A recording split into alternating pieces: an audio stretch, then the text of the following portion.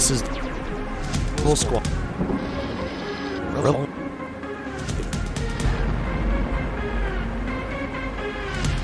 You. Oh. Jimmy. Arm. Yeet.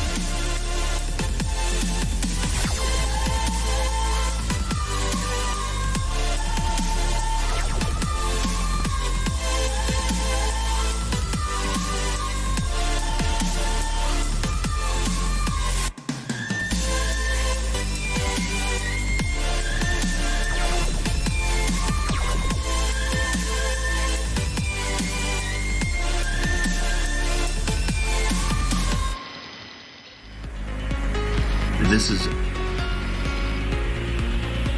Bull Squad.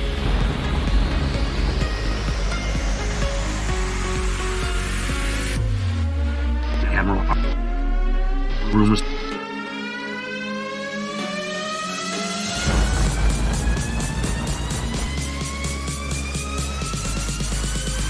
He's up.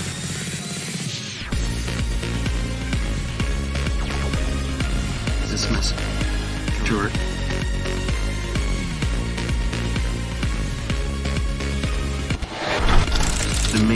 Go ahead and kick it on over there, Gearbox. Yeah, I'll take it from here, Doggy. Hey, oh, hey there, Cog, and welcome back to the House of G. This is the home of the original geek and the original gamer. Hope you had a great weekend there, and it is time to kick off the week. It is Monday, just like pretty much every other Monday at this point, and especially with all the lunacy going on out there. So let's kind of forget all about that for at least a little while here. Try to have some fun, do some deep dive pop culture archaeology, which is turning into a bit of a specialty here on House of G. I almost had a Rebel Rant flashback there. So, yeah, we made the transition. Used to be a Rebel Rant, a spinoff from Rebel Squadron. And, still very much within, under that umbrella. But is now officially the House of G. And, I hope you like the transition. I hope you enjoyed the new branding and everything. I'm enjoying it. We're going to try and have some fun with it. If you are new to the channel, new to the stream and everything, and if you'd like to become a cog in the machine that is the House of G, all you got to do is hit that subscribe button. It is that easy. So, yeah, hope you had a great weekend, and let's see if we can kick off this week here. At least a little bit of fun, if not something to think about. And so let's go ahead and get started here. Now, before I get into everything else, getting prepped for the stream this morning, stumbled across something that I would like to just talk about really quick. It's not going to take long. It's just one of those things that jumps out at you.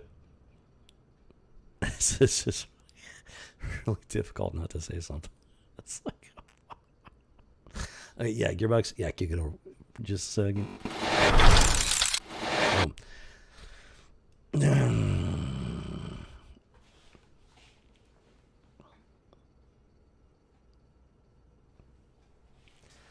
Hopefully you're already getting an idea of what I'm about to say here.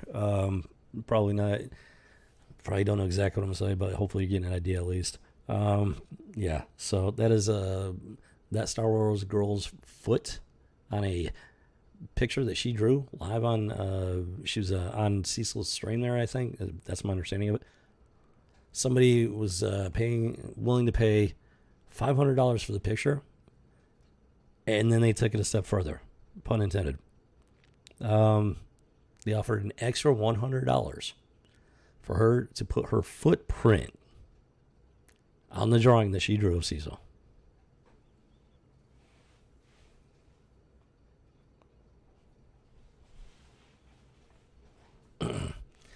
Apparently, this is where YouTube, Twitter, and pop culture have taken us.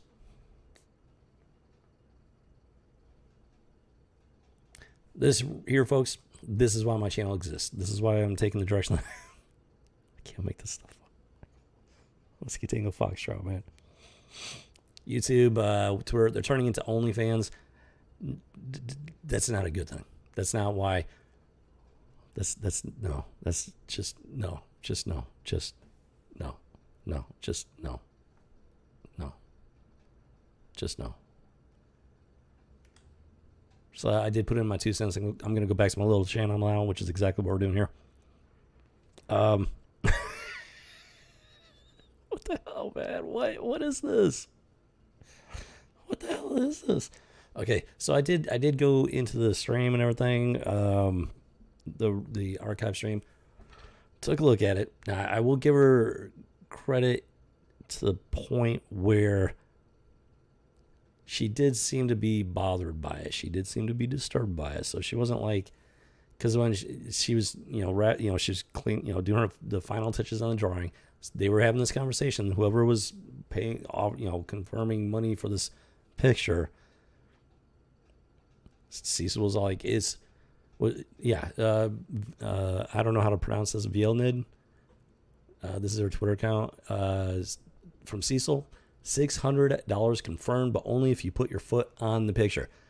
They had already confirmed $500. They offered an extra $100 for her to put her foot on the picture.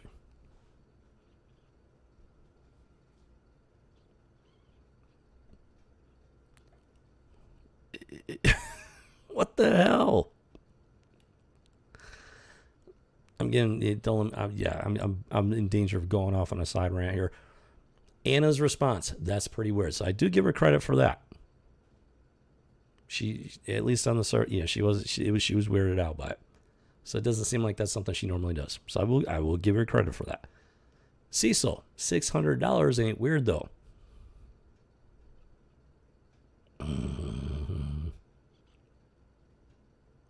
So I think at first she wasn't inclined to do it, but here's the thing.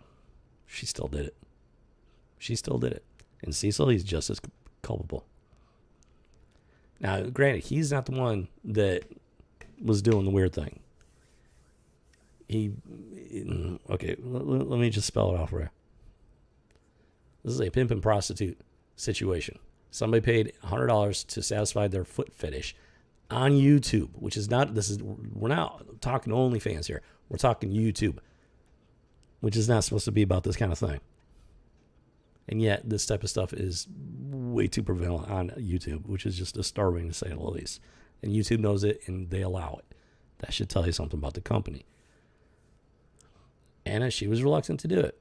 Like I said, I will give her credit. She was reluctant. But in the end, she still did it. Now, when she did it, she made it a very quick thing. She did not make a show of it. She backed herself up in her chair, pulled her leg up, literally just like smack like that, and it was done. This is just a snapshot of that brief moment that it took for her to footprint the picture. But she still did it. That's the thing. I will give her credit for the fact that she was hesitant, but in the end she still did it, and that just, kind of negates everything that went on before that. So for $100 she satisfied somebody's foot fetish live on YouTube. This is where pop culture This is where these channels are going, folks. This is just, what the fuck, man? Where are the standards? Where are the value? Is this really what these channels are about? I straight up blocked Cecil a while back because he had some disturbing stuff on there I just wasn't interested in. So disturbing to the point I straight up blocked him. So I'm not, the only reason I'm even aware of this is because people, you know, like other people that I'm following will still be following these other channels, and they'll do stuff like this. They'll post, they'll retweet and stuff like that, and that's how I know about this stuff. I have no interest in this guy Cecil. I got no interest in him. Other people, there were quite a few people that had watched this stream and everything. I'm not one of them. The only reason I'm aware of it is because this Vilnid, she either she watched it or she heard about it from somebody else. I don't know. Yeah, but she did. She supports a lot of channels. She'll retweet stuff.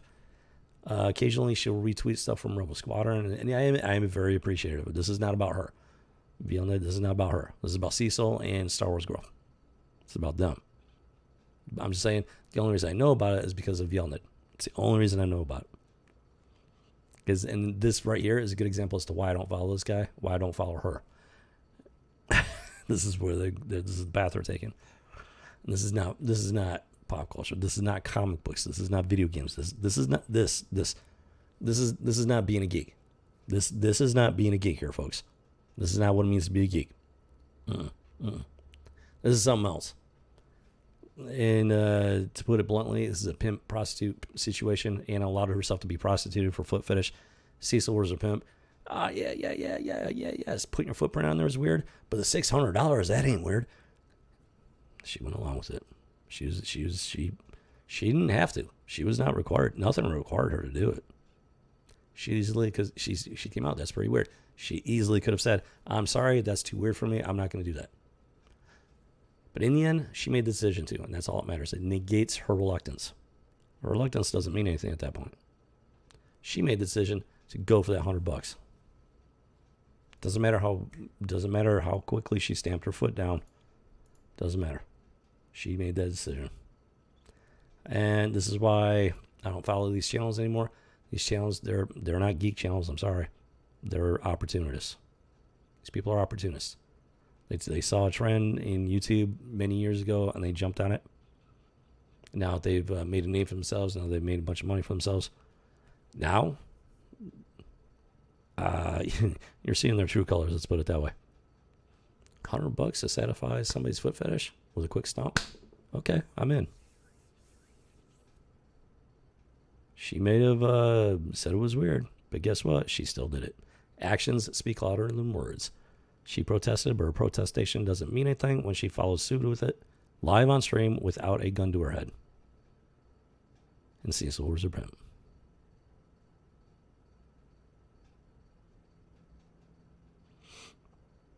This is why I'm done with these channels. I'm so freaking fed up with these. As far as I'm concerned, they're charlatans. This is just proof of it right there. They're not in it for the geekdom.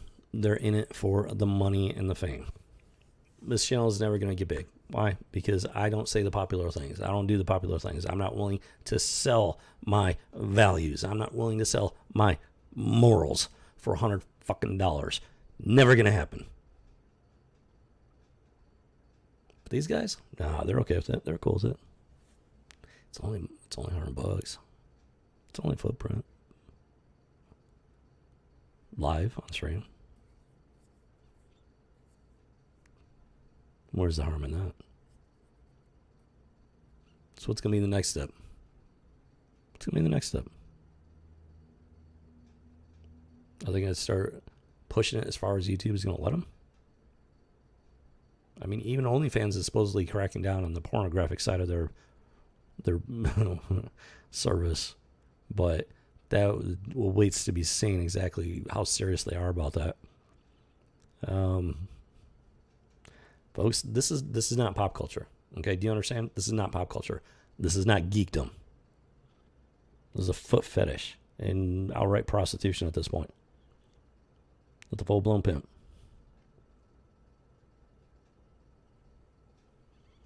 And that is not what the House of G is about. I'm done with these channels. Like I said, I'm not subscribed to either one of them. I've actually got Seesaw unblocked. The only reason I know about this is because somebody else. So this is how these platforms work. You follow somebody who follows somebody who follows somebody. They like on this, they like on that. And the fact that you follow this person, they liked on this over here, it gets boom brought up on your feed. That's how it works. So I don't go seeking this stuff out. It literally comes to me. What can I say? And then on top of that, this still frame. I mean, you got a nice little shot of her. She's wearing those little booty shorts and everything. I mean, look at this shot. Look at the shot. Really look at it. I mean, that's just inappropriate to say the least. This is not what it means to be a geek. This is not pop culture. This is something else. And they keep trying to turn it into pop culture. They keep trying to turn it into what it means to be a geek. And it's never going to happen. There's a line you don't cross. When you cross that line, it turns into something else, period, on the story. There is no normalizing it. Only if you got some twisted, convoluted thought process. This is where we're at. I'm fed up with it.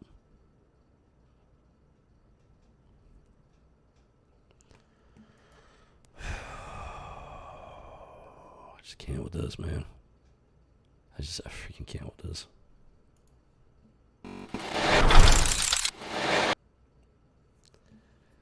I don't even know anymore.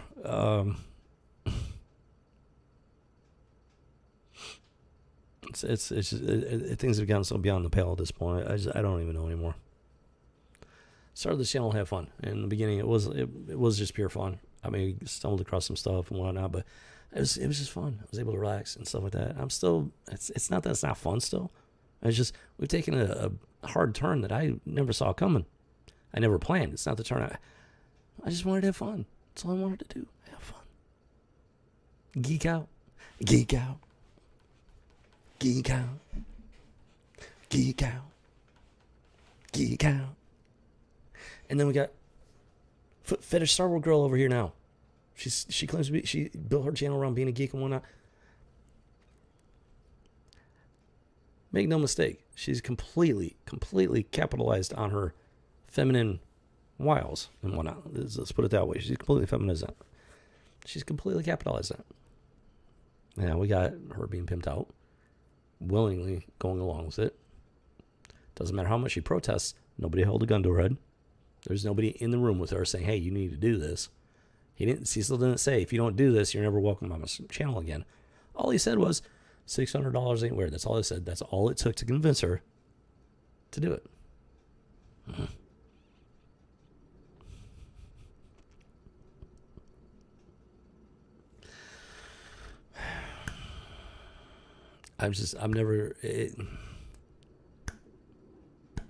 This channel is never going to be a big channel.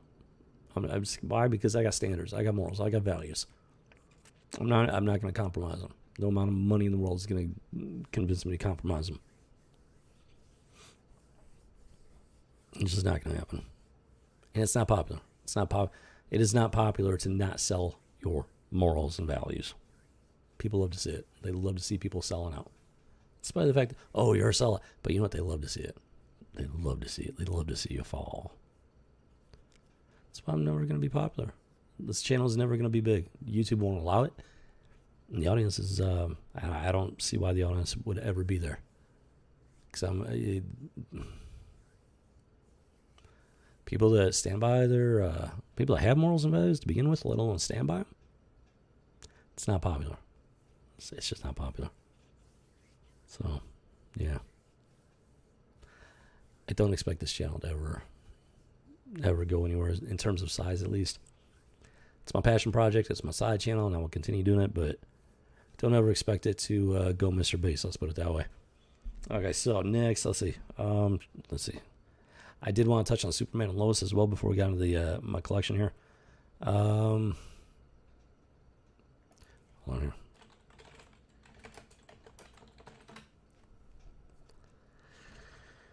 Oh, Jimmy Cricket, Mono Murgatroyd.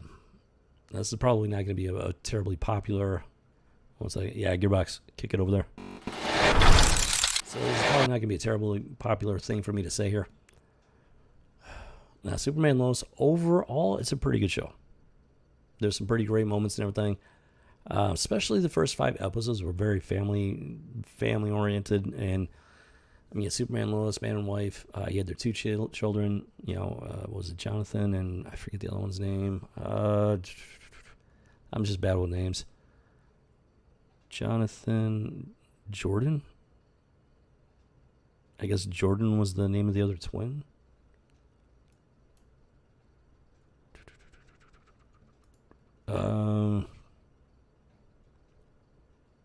Most likely, Jordan. Okay, Jordan and Jonathan Kent.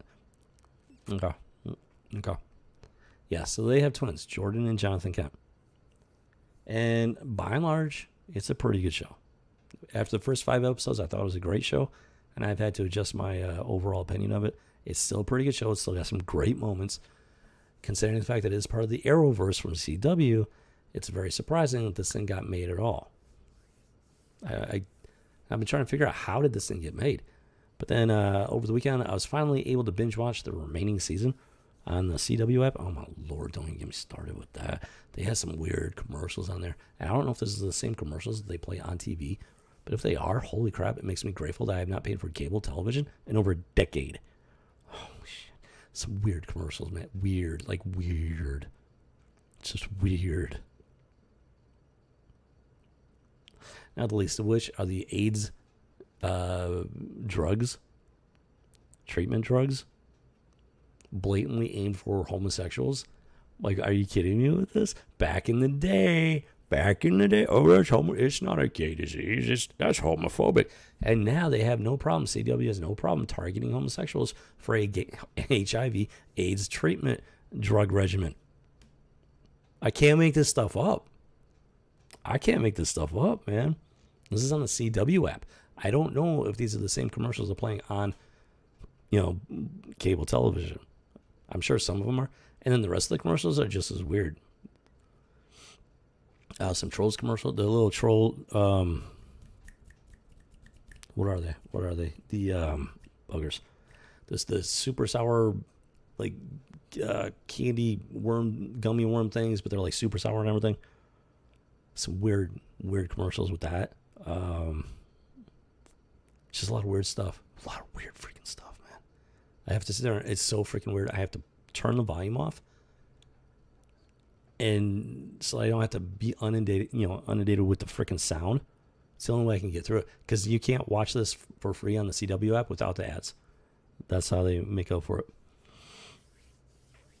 For the app being free, at least. And I really don't want to pay for a freaking streaming service or something like that. Fine, okay, I'll let them play their stupid weirdo ads so I can watch the show. I'm not gonna listen to them. Just not gonna listen to them. I don't. Fuck, man. Just freaking weird, dude. So let's get back to the show here. That's just the commercials, man. Let's get back to the show. So, considering the fact that it's part of the Arrowverse, it is the best show in the Arrowverse. Which isn't saying much. It doesn't take much to become the best show in the Arrowverse. But at least, especially with the first 5 episodes, I mean, the first 5 episodes were pretty great, actually. And I've been trying to figure it out. It's like, how did this get made? What is their long-term plan here? Because they've always got a long-term plan. Make no mistake. Doesn't matter how it starts off. They've always got a long-term plan to subvert it and just bushwhack you with it. And we're starting to get there. So I binge watched the entire season over the weekend. Finally got the chance. Finally had the time. And unsurprisingly, yes, there are issues with the show. And it's not going to be a popular thing to say, but I'm going to say it because it's the truth. There's just weird stuff that's starting to pop up. Starting to notice some patterns here. There's still some great moments. There's, let's see.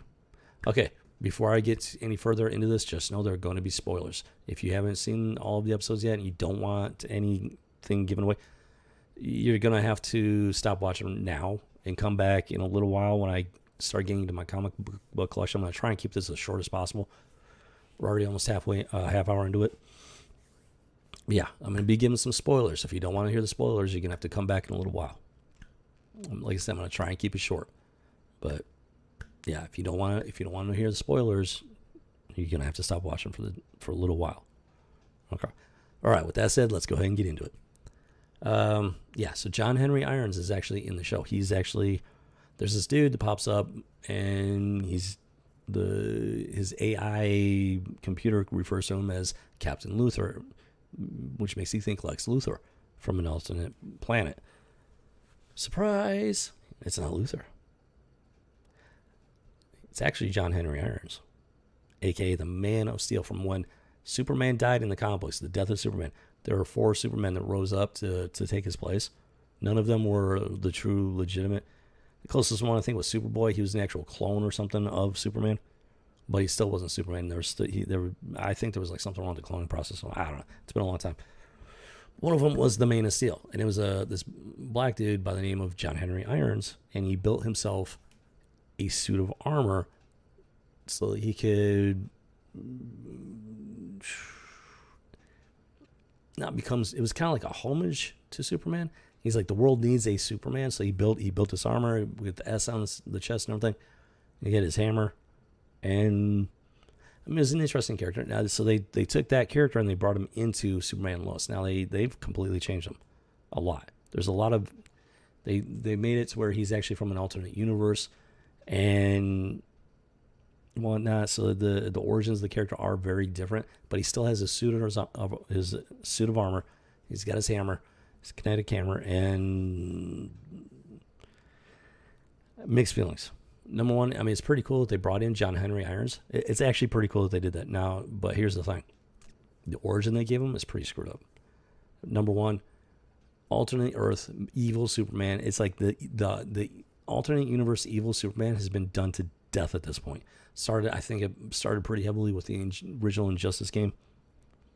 Possibly before that, but Injustice is the one that jumps to mind when I go further back. And they redid it with Injustice 2. And ever since Injustice 1, it's just been like they've been pounding away at this alternate evil Superman. Pounding away at it.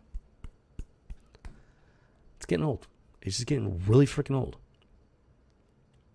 And one, because they have no creativity left. There's no originality left. Yeah, they put a little spin on it. They tweak it a bit, whatever. But it's the same thing over and over again. They're just rehashing. It's twice baked potatoes at this point. It's getting old.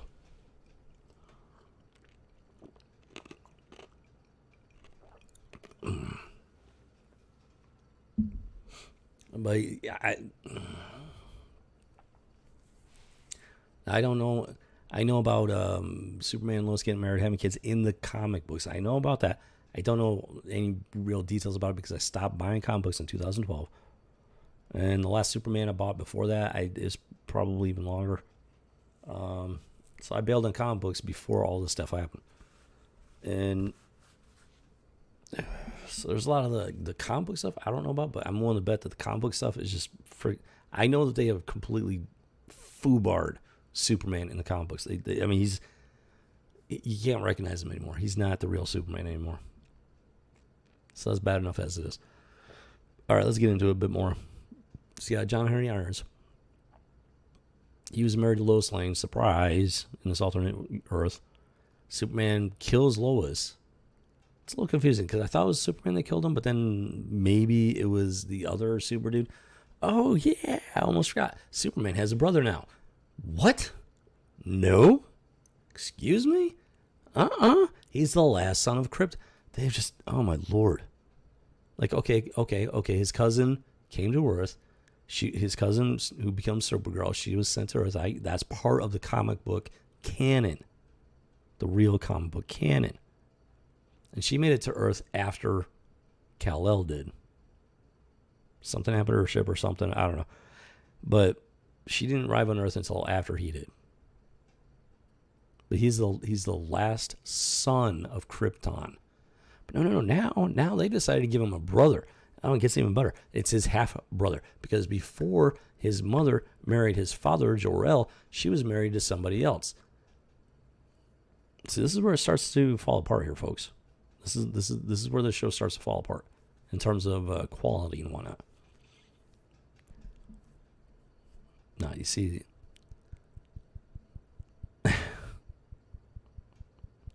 They've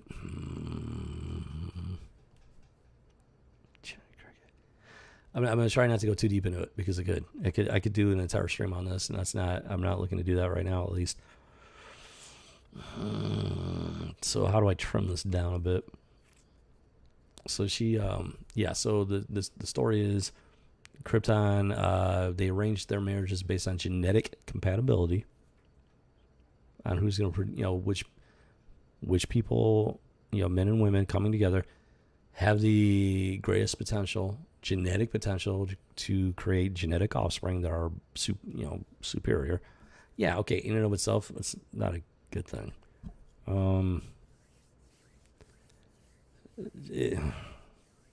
It's just the overall message that they're sending is not a good thing. So she decides she meets Jor-El, falls in love, leaves her first husband for Jor-El. Yeah, I mean so she's an adulteress on top of everything, committing adultery, but it's okay because she's in love. We're not going to get into the other stuff because, with the first husband and everything, like I said, I'm not going to turn this, I could easily turn this entire stream into a stream about Lois and Clark, and I'm not looking to do that. So she commits adultery in the name of love, leaves her first husband for Jor-El. Now, I understand.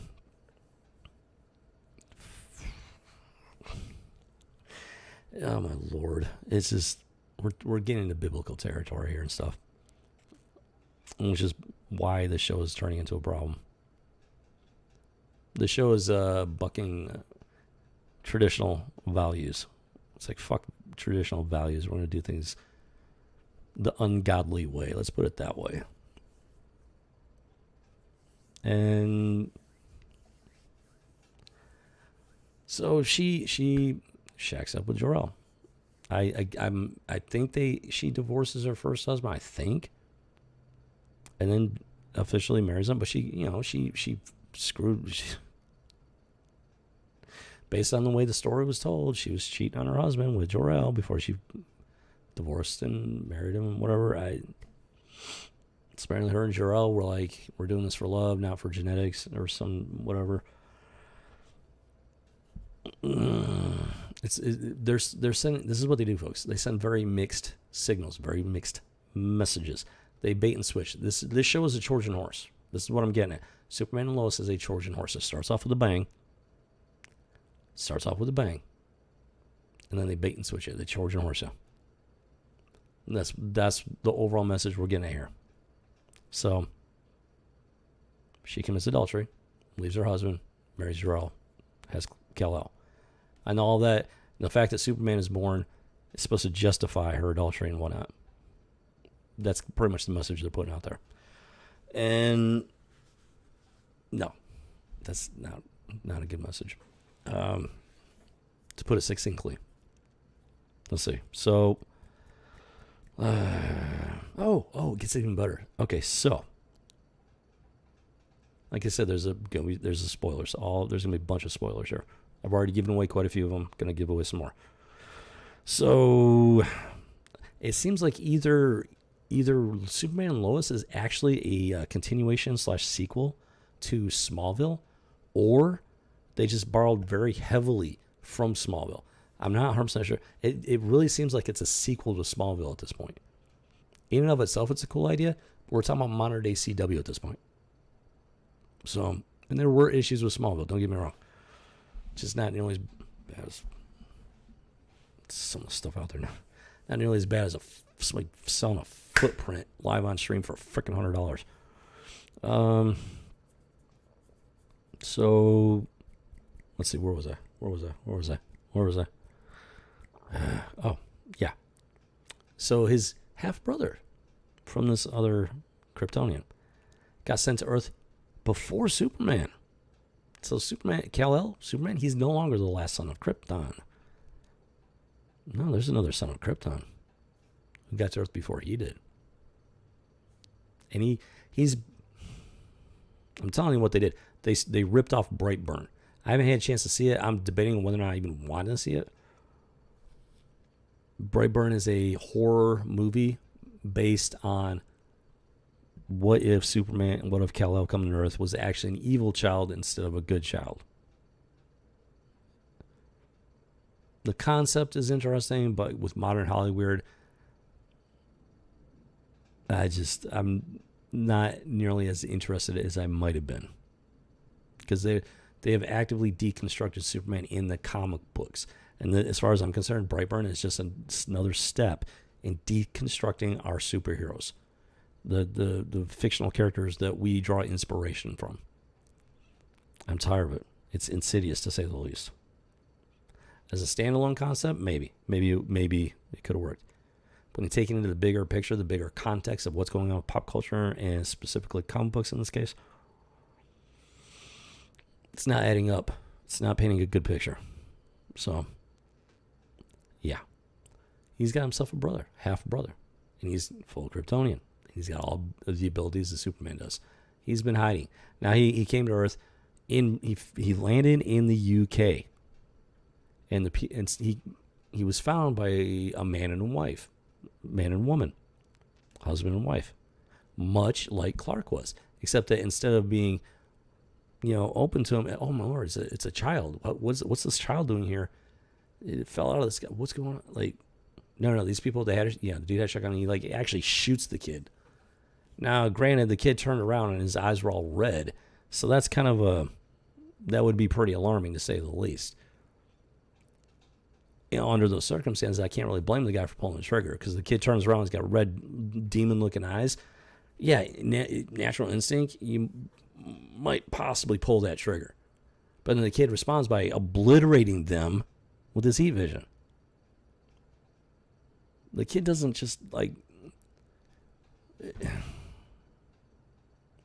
I say kid, he's actually, he might have actually been maybe not. I was going to say teenager, but I'd have to say maybe at least 12. I don't know. It's just really messed up the way they wrote it. So that's the premise. So he gets hunted. He gets captured by the British government, put in captivity, experimented on, finally breaks free. And he's just this bitter, vile Kryptonian dude. And does not like humanity at this point. He just straight up hates humanity at this point. And I'm not sure he really had. Now, he was old enough when he got sent to. It doesn't explain very well, much detail as far as that goes. I don't know how old he was when he got sent, because when Kal-El came to, it depends on which version. So that's the thing. They keep changing little details, so it's hard to say what the actual true canon is, because they keep screwing with stuff. Sometimes he's a baby. Sometimes he's like 4 or 5 years old. Sometimes he's like 2 years old. I don't know how old this kid was when he got launched from Krypton before it exploded. It's supposed to be some sort of hibernative sleep, but did he grow and age very slowly during this hibernatic sleep? Or was he the exact same age biologically that he was when he was launched from Krypton? I don't know. It doesn't say. So I can't really. I was going to go somewhere with that, but without that information, I can't really go down that path. But yeah, so he's a very different origin than Superman, as in regards to coming to Earth. So it takes the whole origin of Superman and turns it on its ear. Now he has a half brother who got to the Earth before he did, so he's no longer the last son of Krypton. He's no longer special in that regard. And that plays into the whole overall story arc as well. They could have done this in a much better way. I could have written this in a much better way. Let's put it that way. As far as the actual origin, it's just freaking, man. These people are lazy, to say the least. Plus, they're actively seeking to deconstruct our fictional super. They're so threatened by fictional super. These characters aren't even real. Superman's not real, but they're so threatened by him that they will butcher him all day long. These people are nuts. They're freaking nuts, man. They're afraid of fictional characters, and they're the characters that they create that uphold their ideology and worldview. They worship them like they're real people. These people are freaking Looney Tunes, folks.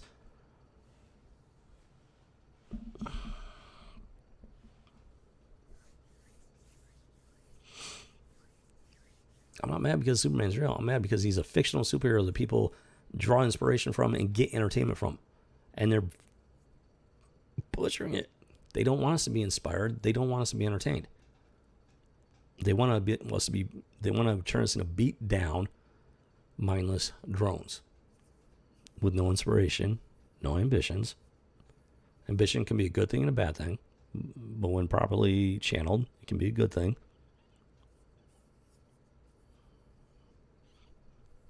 They want to turn you into a mindless, beat down dog, stray dog. They'll be grateful for the smallest crumb from their bountiful table. That is what they want to turn you into. If you don't believe me, just take a look at the Cecil strain. Anna selling her footprint for $100.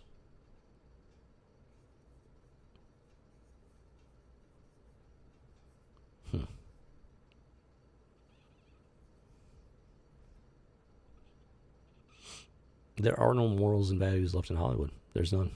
Absolutely none. And it's spreading to the geek side of things, the fan side of things. It's spreading.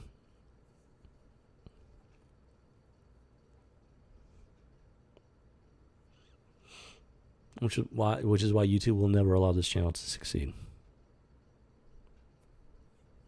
Where was I? Yeah, so it's a recycled origin story with a few different details, plus the fact that Superman has a family now. Okay, so like I said, it's a Trojan horse. The first 5 episodes are actually pretty great. Not saying they were perfect, but they were pretty great. And throughout the rest of the season, there have been some pretty great moments. So you got giant. I'll give you an example. Okay, so wait, hold on. Back it up. So the key back pieces of the story. Yeah, X Kryptonite, which doesn't make sense. Why not call it Kryptonite X? I have no idea why the fuck they put X in front of the Kryptonite. It makes it sound like it used to be Kryptonite, but it's no longer Kryptonite. Is that what they're going for? They don't actually explain that. It's supposed to be. I thought it was supposed to be like they literally say it's the worst form of Kryptonite. So it would make way more sense to call it Kryptonite X. Why the fuck are they calling it X Kryptonite? It makes it sound like it used to be Kryptonite. Something happened to it. It's no longer Kryptonite. It doesn't make any sense. And then they describe it as the worst form of Kryptonite, which completely negates that possibility. Because it's still, based on their own script, it is still Kryptonite. So why not call it Kryptonite X? That would make way more sense. Who the hell is writing this stuff? Even when they manage to do it right, they still screw it up. Why? Because they're charlatans. They're fakes. They're wearing a mask. They want you to think that they're one of you, but they're not. They know enough about our values to mimic our values to an extent. But when it gets down to the nitty-gritty details is where it all starts to fall apart, because they don't share our values. They're trying to smoke and mirror you. They're trying to Trojan horse you. This is what they've been doing for decades. And it's gotten to the point they can no longer maintain the charade.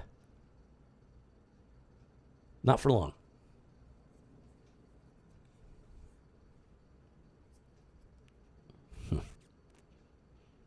Yeah, people eat it up. And they eat it up without questioning it. I'm here to question it. So the shroud is already starting to fall apart. Let me explain why. So you got these X Kryptonite.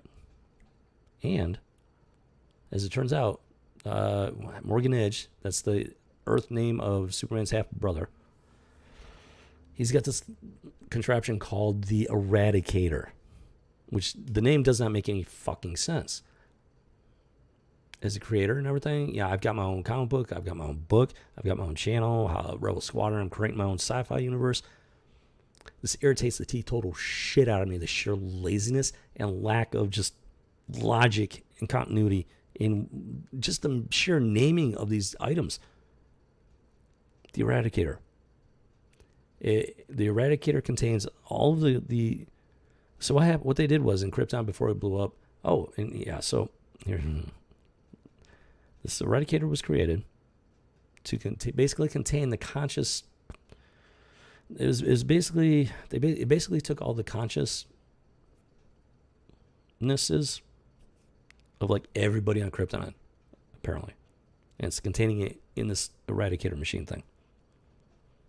All of Krypton is in here, but it is a computer algorithm copy of everybody, the entire planet's like consciousnesses, individual consciousnesses.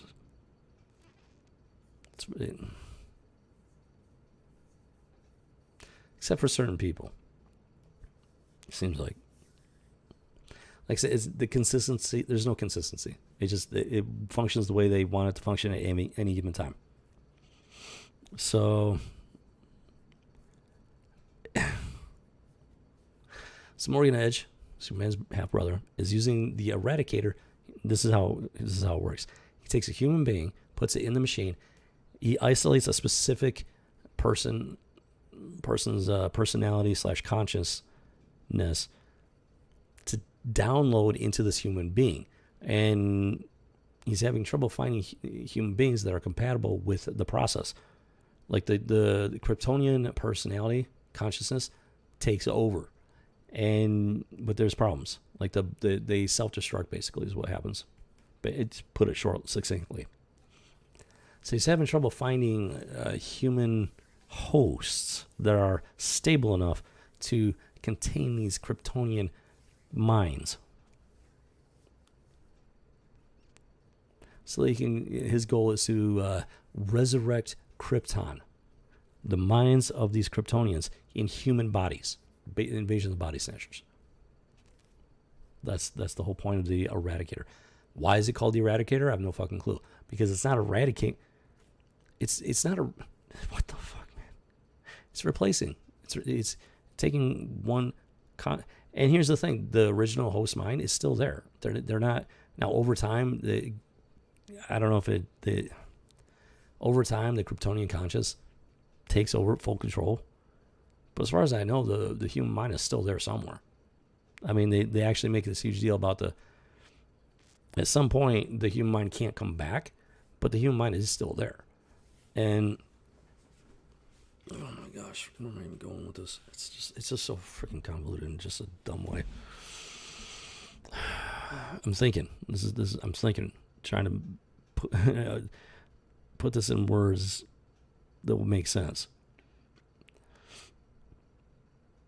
So that's the Eradicator. The name just doesn't make sense.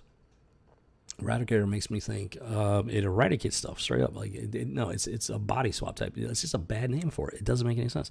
But it gets better. It gets even better.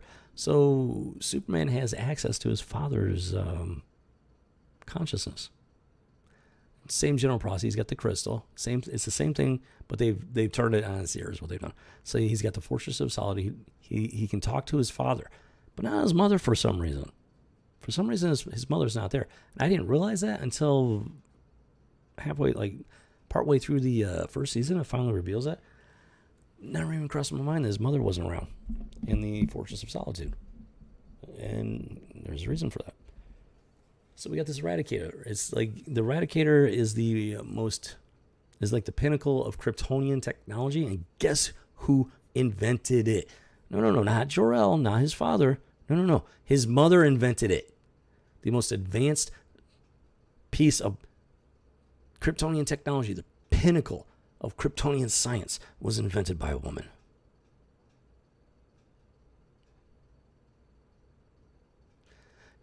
Well, not just that. It wasn't just invented by a woman. He goes to his fortress. Superman goes to the Fortress of Solitude. He talks to his father, Jor-El. He's like, "Hey, father, how do we counter this? How do we fix this? People are getting, taken over by Kryptonian consciousness." Let's see.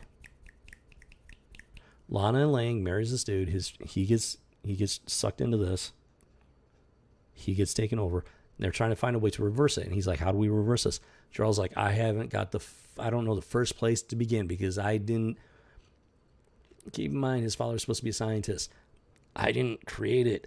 I have no idea how it works. You'd have to ask your mother. Like, are you fucking kidding me with this? Are you kidding me with this? Give me a fucking break. This is the Trojan horse here, folks. It's the Trojan horse. They've been pushing this type of nonsense for a long time now. It's men. Men aren't the real geniuses. Einstein. I've actually heard this theory. Einstein wasn't an actual genius. Einstein. No. See, Einstein wasn't the brains. His wife was the brains. He got the ideas from his wife. I've actually heard this as a theory, and it's bullshit. In the Tomorrow War, Chris Pratt's character, he figures out a key piece of the puzzle from his wife.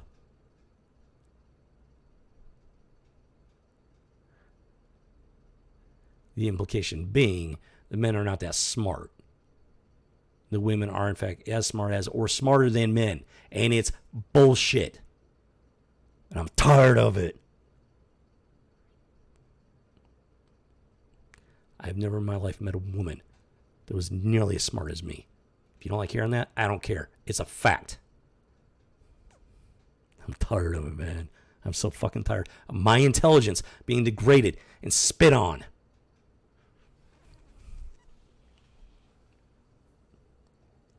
Fucking tired of it, man. And we have Superman and Lois. Started off as a pretty good show. But now they're revealing their true colors we haven't even reached the end of the first season. No.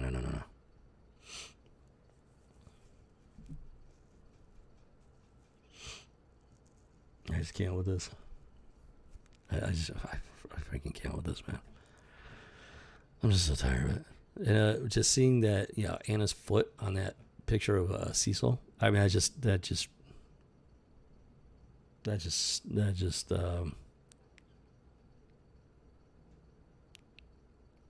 man, that just lit the fuse.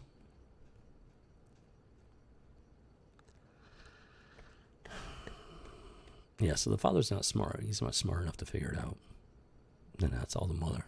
The mother's the real brains, the real genius in the family.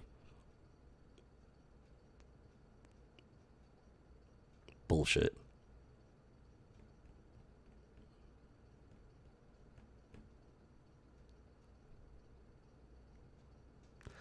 If you got a problem with that statement, I don't care. I do not care.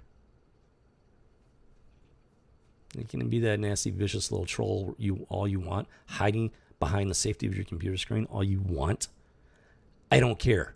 It doesn't change the facts. It's bullshit.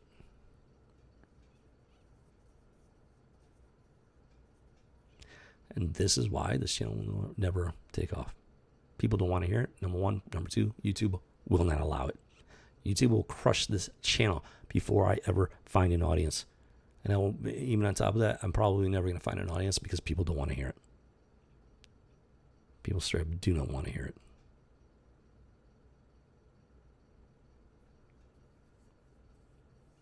Doesn't matter how true what I'm saying is. Doesn't matter how true it is. The more true it is, the more people are not going to want to hear it. That's the age that we live in.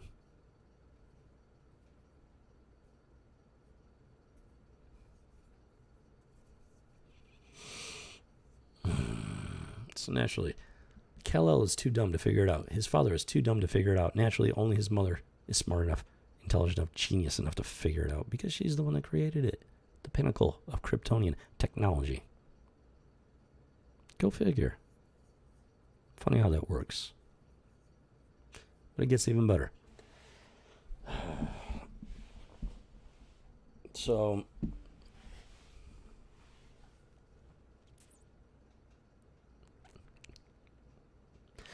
I'm going to try to give the short version here because this is already dragging on longer than I wanted. I'm trying to put together the words in the right order to keep it short and succinct. So the short version is throughout the entire season, the men are portrayed as emotional, out of control, simps and cucks, including Superman. Every single scene where one of them, when you got the couples together, you got Lana Lang and her husband, you got Superman and Lois, etc. Every single scene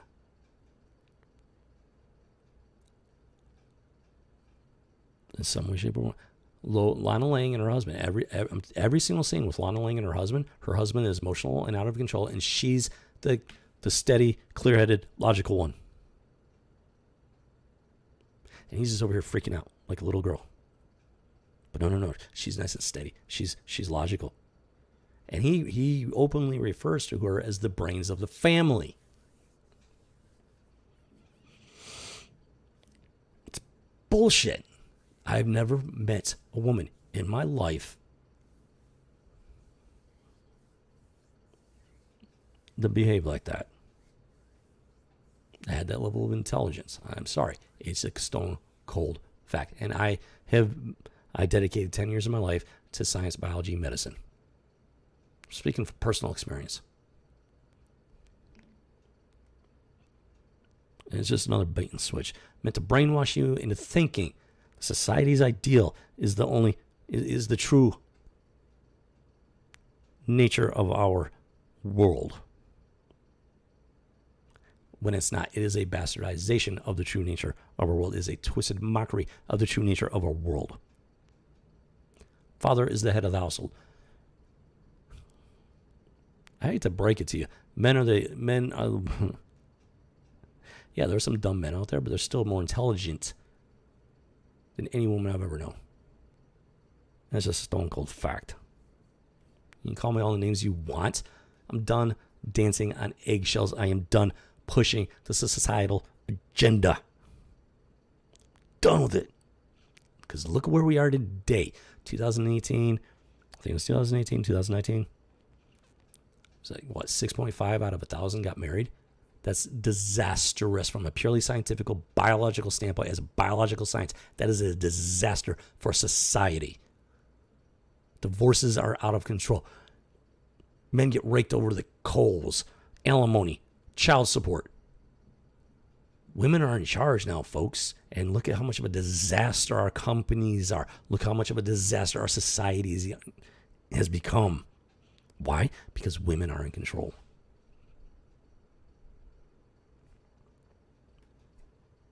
And the men that are in charge, they're too afraid of being labeled misogynist. They're too afraid of being labeled sexist to do anything about it, and they allow it to they allow it to continue because they don't have the spine, the backbone to speak out against it and do something about it. I witnessed it firsthand, time and time again, for decades. And this is how they perpetuate it. Right here. This is how they perpetuate this nonsense. This broken society on top of our broken pop culture. Right here.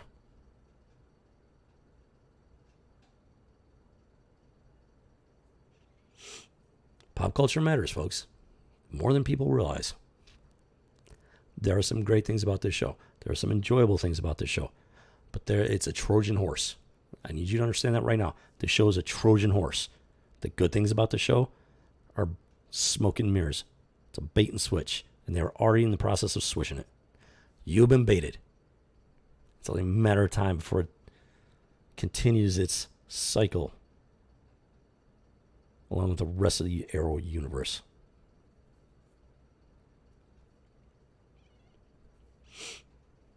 I'm just tired of it. I'm freaking had it, man. I'm freaking bullshit.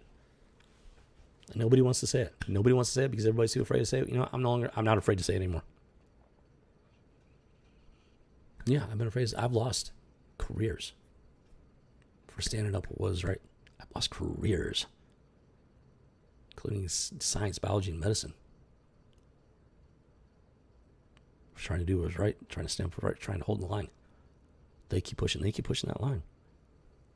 They tried to force flu vaccines on me. Now look where we are today with a cold virus. It's been common knowledge. There is no cure for the common cold, and yet they are pushing a vaccine for the common cold. And people are swallowing it up. This is the state of the world we live in, and I'm fed up. I've already lost everything more than once. They got nothing left. There's nothing left for them to take except my life. So, all right, let's go down fighting. Let's go down swinging. Guns a-blazing. Because I'm tired of it. Fed up. Fed up with the Trojan horse. Fed up with the nonsense, the bullshit. Women are not geniuses, folks. I hate to break it to you. The reason women do not go into the STEM fields is because they are not intelligent enough to do it. Why? Because God didn't make them that way. Period. End of story. Full stop. Pushing that type of shit is satanic. Like I said, this stuff is getting biblical here. There's a specific hierarchy that God put into place. God, man, woman. Woman answers to man, man answers to God. Now, yes, women do answer to God as well. But if you have a couple of brain cells to rub together, then you understand what I'm saying.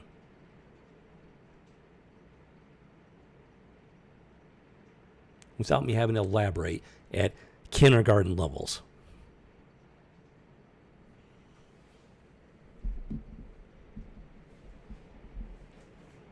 And this is the narrative they're pushing in this Trojan horse. Women are more intelligent than men. Women are the real power behind men. Men are the emotional, out of control ones. Now, women are level-headed, calm, cool, and collected, which is like the biggest load of bullshit I've ever. Have you ever heard of a Karen? Never. And I've been in the freaking medical field. There was not a single woman in the scientific field that I came across that was calm, cool, collected, and level-headed. Not a single one. Not even close to what they represent in these shows. These shows are 1% fiction, folks. This is not reality. Yeah, people use this shit as justification for pushing modern society. Pop culture matters. And this is why. Superman's a simp, folks. They turn him into the super simp. Every single scene involving the kitchen and dining room with Clark Kent and Lois Lane. Clark Kent, aka Superman, is making the lunches for the children. He's making dinner. While Lois Lane is sitting at the table typing on her computer. Why? Because she's the Pulitzer Prize winner. Clark is just some lowly reporter. He does a decent job. No. Lois Lane's the real prize journalist here. Now, back in the day, Clark Kent was a prize journalist. He was a top-notch journalist. Respected. Not here, folks. Not here. It's bait and switch. No, see, Clark Kent's a substandard reporter, especially compared to the Pulitzer Prize winner, Lois Lane. Because he's a man. Men can't possibly be as good as women. Not in this universe. No. And if you think it only applies to the Clark Kent side of things, no. You have not been paying attention, folks. Supergirl show. They've openly made Supergirl stronger and better than Superman. So no. Not only is he second place to Lois Lane, it's already been established he is second place to Supergirl.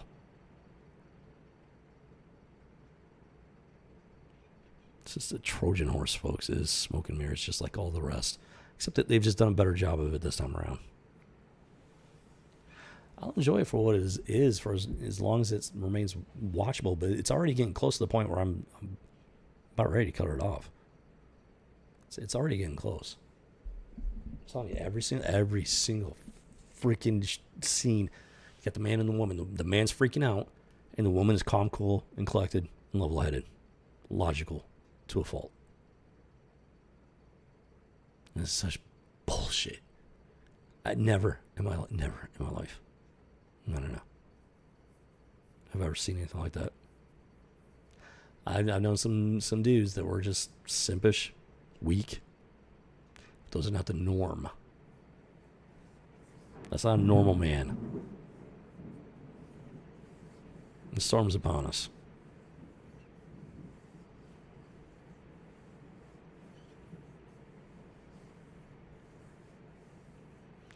Even in the scientific fields, I did not know any women that were calm, cool, collected, level-headed. Very easy to confuse. You try having an intelligent conversation with them, their eyes glaze over. They get no idea what the fuck is being talked about. We're talking about women that had 4.0 GPAs. Eyes glaze over. Frozen, like deer in a headlight. Literally frozen. No, that's not it.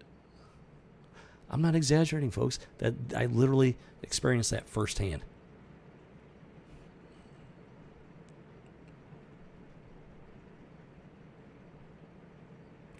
Couldn't even count the steps. She couldn't even count the stairs.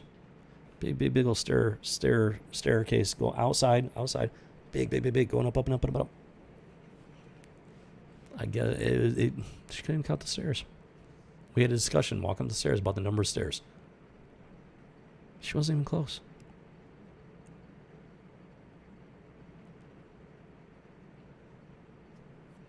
Even when she counted them, still wasn't close. And she was in the same field I was. Oh yeah, and she was doing research. Get this. So she was doing research. She had a research project handed to her on a silver platter. And you know what she did after she graduated? Elementary biology. No, she didn't go into research. She went to elementary school biology. She had a career in research handed to her on a silver platter. She went to elementary school biology. So don't give us fucking bullshit. The Superman's mother came up with the pinnacle of Kryptonian technology. Because I've had it with this bullshit. Had it. Oh, I've so had it.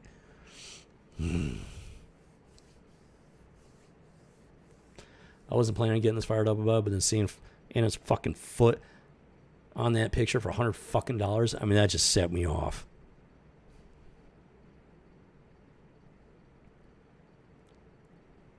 Just over it.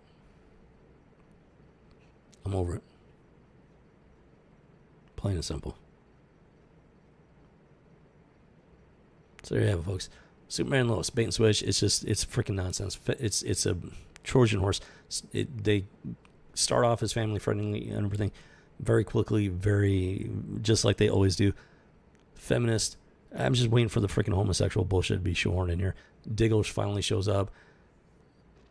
At one point. And his scene made sense. People were complaining about his scene. His scene made sense. I don't know what the hell they're complaining about. He wasn't there to fight. He was there to hand off Argus in technology. That was it. He wasn't there to be part of the fight. He had his own stuff that he was dealing with.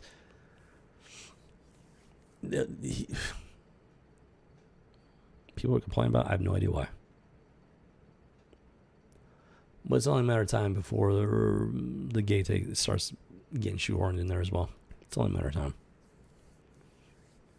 Which is all part of it's the feminist gay stuff. It's all that's the foundation of the woke agenda, which they don't want to acknowledge.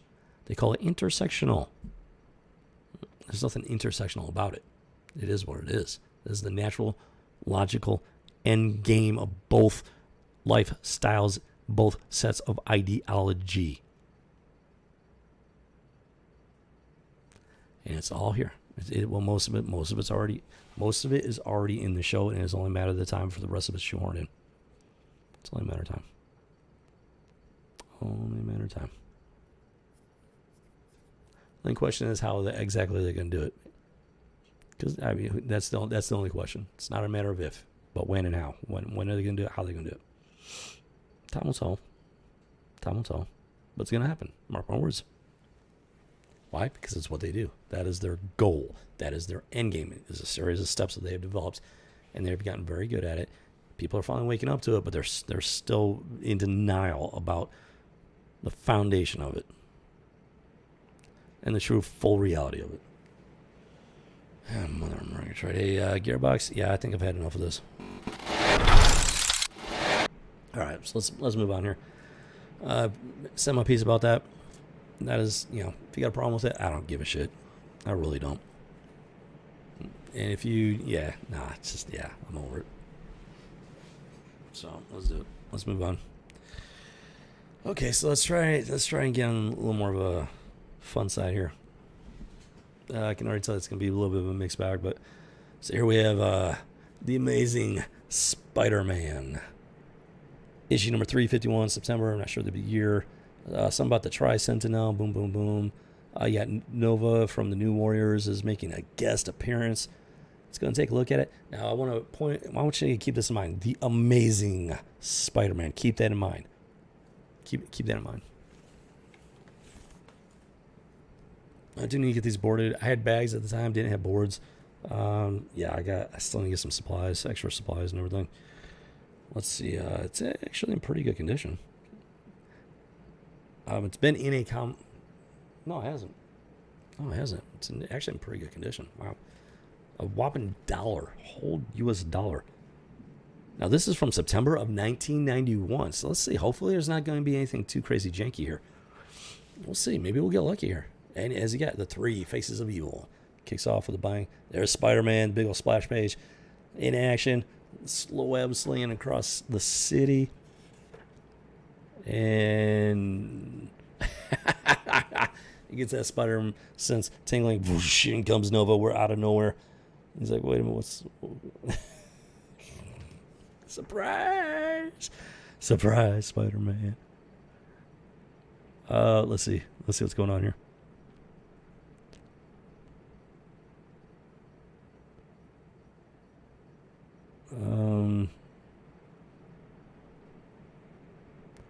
Oh, so he's talking about so he's got a new delivery job and he ran a yellow light, but apparently the other guy was like running a red light or something at the same time. They had an accident. A dude, the driver, he sees that the driver has a gun, which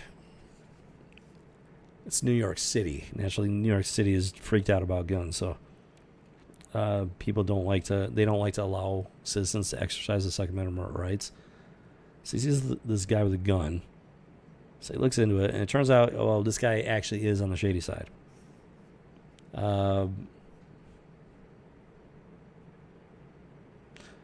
So Nova goes blasting past Spider-Man. He doesn't even realize Spider-Man's there. So he's tracking this guy or whatever.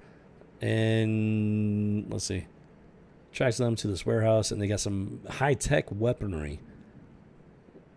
What? It looks like a giant freaking Nerf gun. What? It's even got the Nerf bullets. That's hilarious. Okay. So he hits Nova with the Nerf bullets, the high-grade military-grade Nerf bullets. Spider-Man swings in right behind him because Nova surprises him. He's like, hey, wait a minute, what's Nova doing here? And he goes, he follows him. He's like, oh, crap, Nova's in trouble. Boom, jumps in, hits the guy with some webbing. Yeah,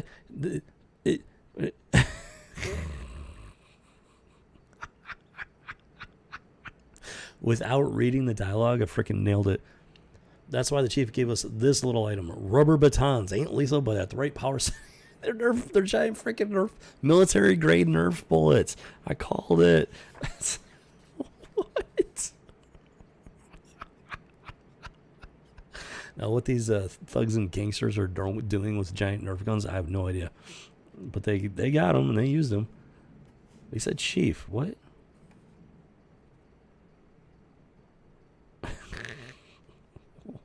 What? I don't know, man. He says the chief of police? Is the chief dirty or something? I don't know. And then they got like some sort of sonic grenade. So yeah, they got some pretty interesting high-tech weaponry and whatnot. Non-lethal stuff. So yeah, it's like riot control type weaponry. What?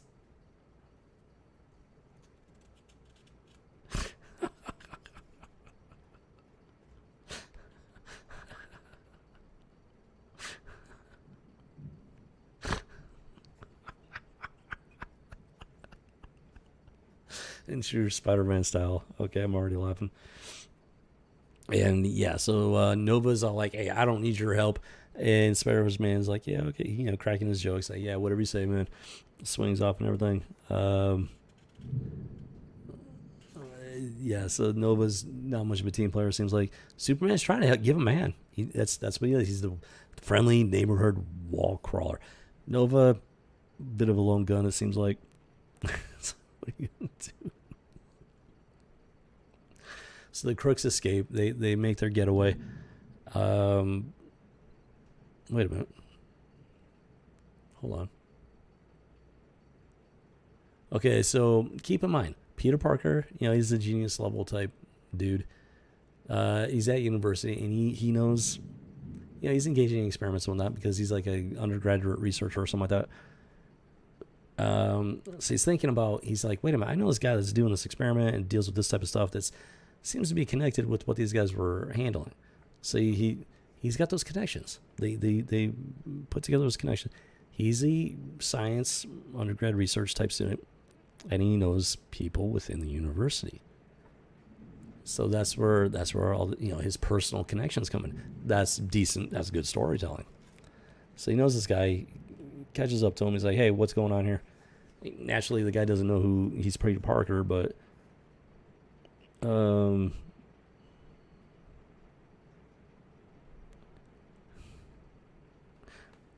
wait a minute. Something about real Antarctic vibranium. Okay, so vibranium is like super, super insanely rare. Okay, so he somehow got his hands on, this other grad student got his hands on some super insanely rare vibranium. These other guys bought it off of him. They paid a fortune for it.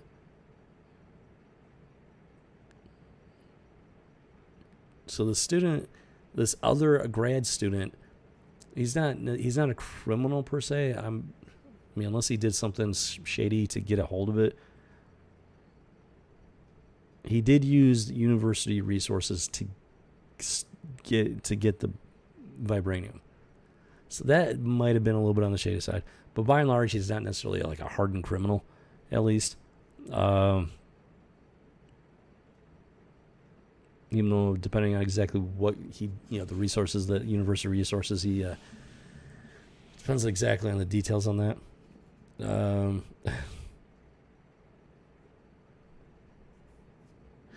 But he wasn't looking to use it as a weapon or anything like that. He wanted to get the vibranium. He thought, I think it had to do something to do with the experiment he was working on, assisting with. But then like somebody came in and offered him a fortune to buy it, and he was like, well, forget the experiment, I'm taking the money. So that's pretty much what it sounds like he was at.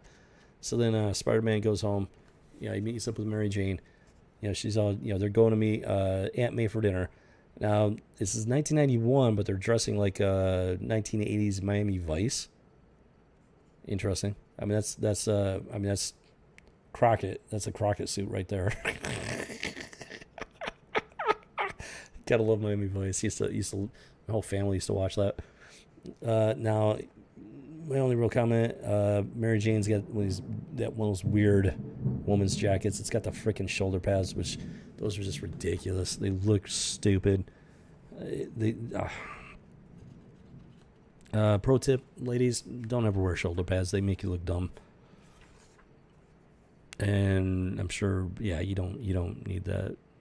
Trust me, you don't need that. Don't just take your shoulder pads, burn them, shred them, toss them. That is my advice right there. Okay, so they leave Aunt May's.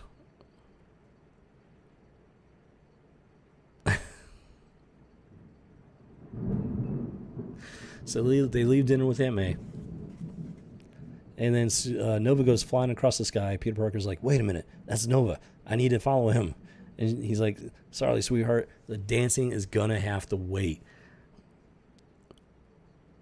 And she's like, wait a minute. He's like, this is important. I mean, different important.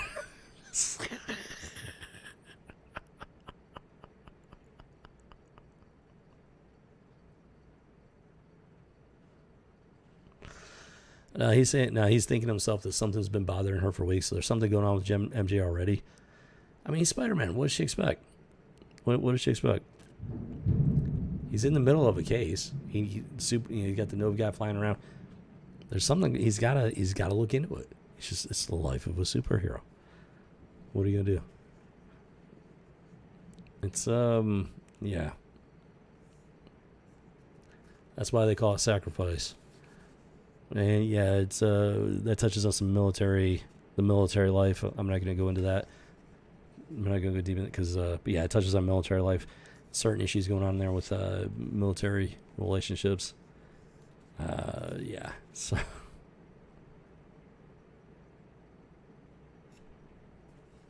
Wait a minute, hold on here. Wait a minute, what? Okay, so, he they have their little tiff. She stalks off, she stomps off. He changes it into Spider-Man. Catches up with Nova. He's like, hey, what's up? They have their conversation.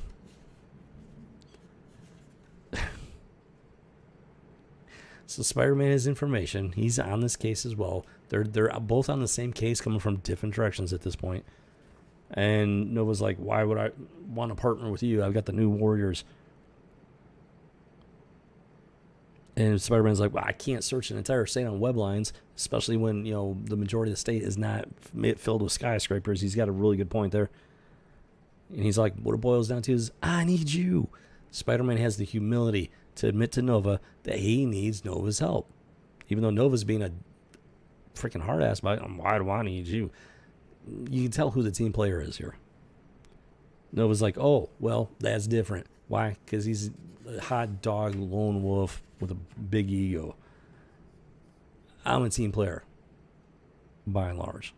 So I'm Team Spider-Man on this one. Naturally, they're just going back and forth, cracking on each other. Nova's giving Spider-Man a lift to the countryside and everything. Yeah, no tall buildings for him to web sling across. Does make it a bit tough for him. That's a funny thing about this story. I mean, it makes light of the fact that he lives in New York City and he's constantly web slinging through the city. But outside of the city, it is a bit of a problem. And they turn it into a running joke with this in the story. It's they integrated the reality of that limitation of his abilities, integrated it into the story in a very amusing and way that works. That is creative storytelling, folks. Now they make their way to this hidden facility, and they discover the Tri-Sentinel. A regular Sentinel is bad enough. Apparently the Tri-Sentinel, well, it's got 3 heads, and beyond that, I'm not really sure what the difference is. But apparently it's a bad thing, some sort of upgrade. Let's see if we can find out here.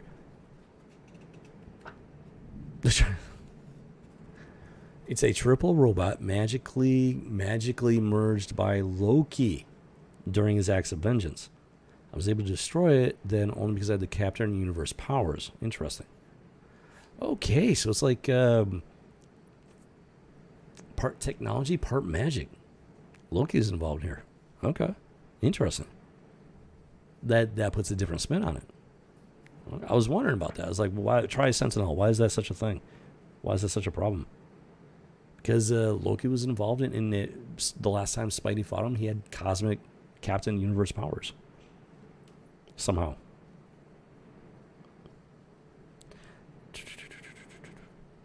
But he's not, okay, so they don't know if it's original, if it's a duplicate.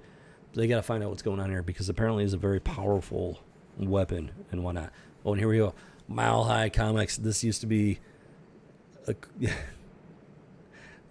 regular thing back in the day. I used to love this. I used to love just reading through it. Like, hey, I wonder how much. Just see what kind of comic books they had available, how much they cost and stuff like that. It's like, oh man, make like your little wish list. Like, oh, I wish I could buy that. I wish I could buy that. Never had enough money as a kid, let's put it that way, to buy all of the stuff that I want.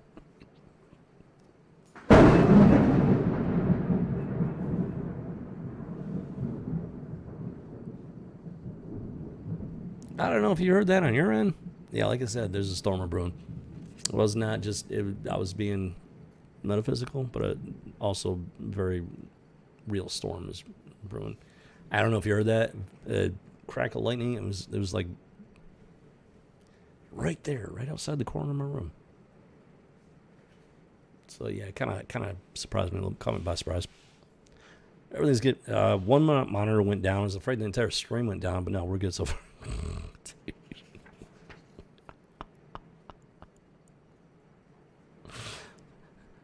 Mother Murgatroyd.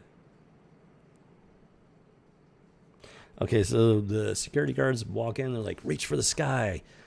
So Nova's like, okay. So he reaches for the sky. And then he blasts off. He's like, hey, okay, whatever you say. See ya, sucker.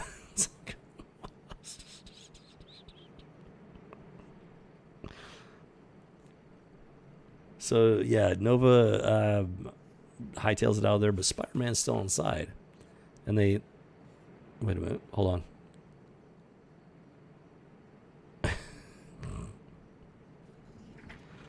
Okay, it doesn't look like he completely left the building.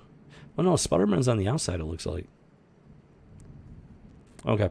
So it looks like Spider-Man's... I don't know. I'm not sure. First he's inside with the Tri-Sentinel. Then it looks like he's outside. I'm not sure what's going on exactly, but... yeah, Nova goes through the roof, literally. He's... the human rocket or something like that. Yeah, the human rocket, that's what he does. He goes through the roof. Spider-Man's on it. You know, they're separated and dealing with their own situations. Nova gets hit with some sort of electrified net or something like that.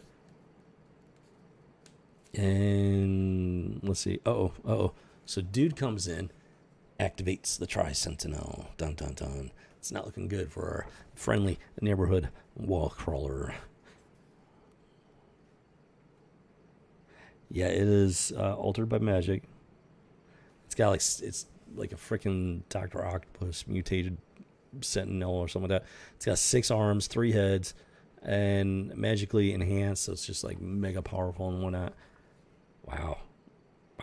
Yeah, it's a pretty big enemy for Spider-Man to be taken on here. Teeny tiny little bit outside of his normal enemies and whatnot. I remember this one. Wait a minute. Hold on here. Wait. Hold on. Wait. I remember this. I almost got into this. I thought I know. It's storming. It is. I must have ticked off somebody with my rant from earlier. I'm not apologizing. Tough. You got a problem with it? I can deal with it. I don't care. I almost got into this. I actually looked into it. I almost started doing it. Make it with Olympic. Is this company, they sold stuff. It's kind of like almost like Publisher Clearinghouse, but you do it yourself. Like they just sell random stuff, and like you get money for it. They pay you for it. $2 cash profit for every item. Plus they would have these prizes for like selling the most stuff or something like that. I don't know. I almost did it. I almost got into it. Oh, $2 cash profit on every, or pick prizes from our free catalog. So you sell this stuff. Oh, wait a minute. No. These are the prizes. Okay. These are not the items that you sell. These are the prizes. So you either get $2 cash profit on every item, or you pick from this catalog and prizes. You have to sell like 10 items, 14 items, etc. like that. These things were bad. They were in like so many comic books back in the day, these ads. I almost did it. I almost did it. Like they had Nintendo. They had the Nintendo, 8-bit Nintendo right there and stuff like that. I mean, that was a huge moment. I was like, it got my attention like every single time. And I was like, man, I want to do this. I want to get that Nintendo. Or, they get a telescope. There's a Tasco telescope. Sell 19 items for it. Let's see. 19 times 2. $38? The Nintendo actually... Okay, so the NES, you had to sell 60 items. Wow, okay, $120. That sounds about right. Back in the day, $120. That sounds about right. So, there's a camera, boombox, stuff like that. Yeah, that's calligraphy. I was actually interested in the calligraphy set, like just being able to work my handwriting. Just my handwriting is terrible, and I've got to work on that. Get it up to par. Handwriting matters. Pop culture matters. Handwriting matters. Take that to the bank. Yes, we got Nova and Spider-Man going up against the Tri-Sentinel. And yeah, they're just doing their thing. Boom, boom, boom. Kapow, blammo. Yeah, Spider-Man does not have the Captain Universe cosmic powers, so it's quite the fight. But he does have Nova helping him out there. And Nova gets hit by the Sentinel, like Doc Ock type fingers or something like that. I don't know. Right, incapacitates him a bit. Let's see here. So Spider-Man, he actually breaks into the Tri-Sentinel. It is a giant robot. He breaks inside. Oh, that's the last page, actually. Oh, it's not looking good for our heroes, actually. Yeah, so Nova gets wrapped up here. And Spider-Man is inside the Tri-Sentinel, but the Tri-Sentinel has trapped him and released some sort of gas. And he's passing out and helpless. Ooh. And that's the end of this. Yeah. Be here next month for the incredible conclusion. Guess what? I have 352. I have the next issue, so we're gonna find out what happens there. Who doggy? Yeah. Let's go.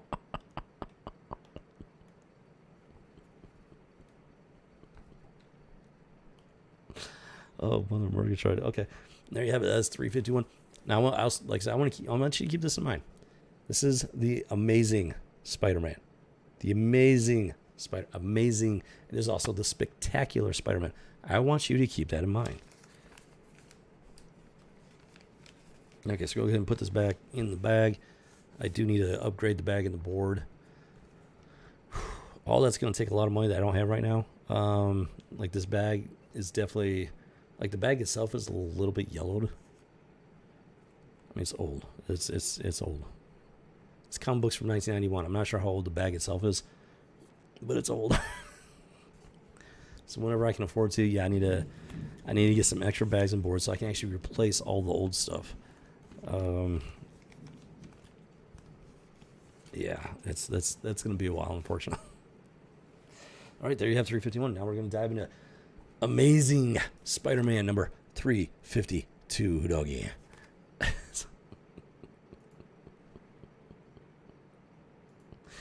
This is the cool part of it. I actually have all of the when you have like multiple issues like that, yeah, it just makes it more fun. You can actually get into it more and whatnot. Okay. Oh, you know what? As usual, I forgot something. Oop, there we go. That's 351. Now we're going to be talking about 352. Yep. Oh, no. Hold on. Yeah, I'm developing a newish format and everything. Still getting it down pat. So now we were talking about Amazing Spider-Man 352. Let's do it. Okay, so overall, it's in pretty good condition.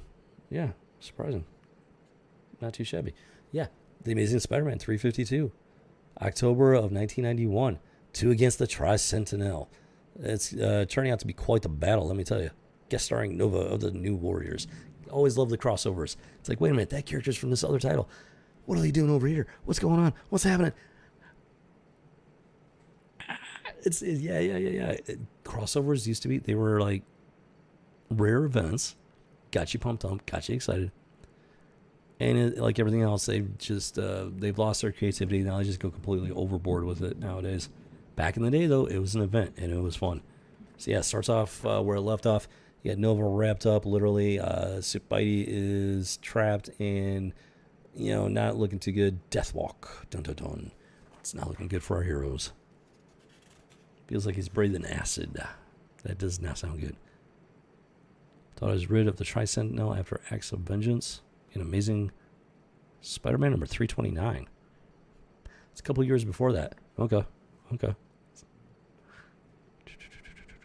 The Life Foundation resurrected it to protect their upscale survivalist community. The Life Foundation, why does that sound familiar? I might be thinking Future Foundation. I don't know about this Life Foundation. Hold on.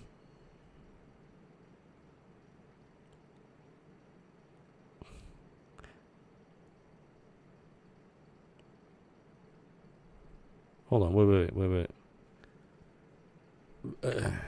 Okay, so he's in some sort of cylinder. It's a force field cylinder. Okay. Surrounding him. But it doesn't go through the floor. So he figures that he's trying to think. He's like, maybe it doesn't go through the floor. He puts his foot through the metal floor. And fortunately, he's able to escape this force field filled with gas and everything. So he escapes the death trap. Starts crawling through the inside of the Tri-Sentinel. And keep in mind, it is 3 Sentinel machines combined into one, but it's also magical in nature. So the Tri-Sentinel starts creating its own defense mechanism. It starts firing the rivets from its own, the internal structure of its own body at Spider. It is a magical device, magical robot. Technology, magic fused into one. So it's able to utilize that magical properties of the Tri-Sentinel and turn its own infrastructure into a weapon. See, that's creative thinking. That is creative thinking right there. It's those little details, man. Modern comic book company. I mean, they don't have it. They don't have it. And then what? Hold on.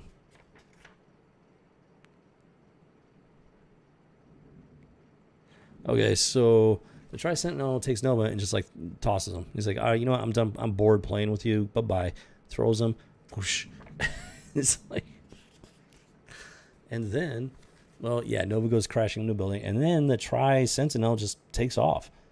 It just flies right through the mountain and takes off. That's the dude that's in charge of the project and whatnot. I think he might be confused. Or I don't know. The Tri-Sentinel just takes off.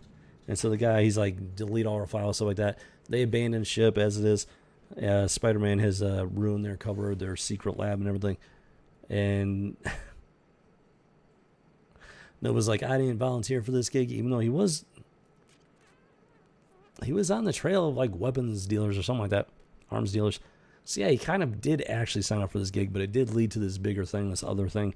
And he's all like, Spidey and ours started it together, and we're going to end it together. So at least he finishes what he starts. Got to give him that. So Nova is flying after the Tri-Sentinel, trying to catch up to it, while Spider-Man is actually stuck inside, trying to find a way to dismantle it from within. He doesn't have his cosmic powers this time like he did last time. Let's see. And that actually makes me want to buy the back issue to find out exactly what went on before. That's how good comic book writing works. Boom, boom, boom. Boom, boom, boom. Boom, boom, boom. Boom, boom, boom. Boom, boom, boom. So, yeah, they're just doing their thing. Hold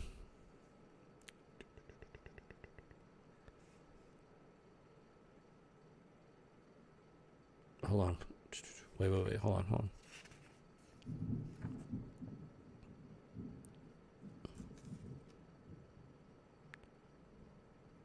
Oh, so Loki actually programmed, when Loki fused this thing together, he actually programmed it to destroy a nuclear reactor on Long Island. Interesting. So if this is the same one, then it's probably heading for the nearest nuclear reactor to complete its programming.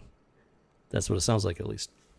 So then, the Sentinel gets the jump on Spidey, lands. Nova comes in. The Tri-Sentinel obviously has great peripheral vision because it has 3 heads. Catches Nova off guard. Spider-Man's trapped. There's the dude. He's flying off because they've been compromised. It's quite the adventure, let me tell you. Whoa. Oh, okay, that's what's going on. Jeez. Okay, so we got this couple here. They're just out for a picnic, just enjoying themselves. And all of a sudden, there's this huge shadow over them. Foot comes down, slams on their picnic, but Nova is there to rescue them at the last second. Talk about a close call. Oh my goodness, Jimmy Cricket. Yeah, I thought they were toast. Wait a minute. Yeah, I see them. I didn't see Nova first because it's all yellow, and he's yellow, so he kind of blends in with the yellow stomping effect. But then, yeah, it's like two people just kind of flying, and all of a sudden I registered that that's actually Nova carrying them off.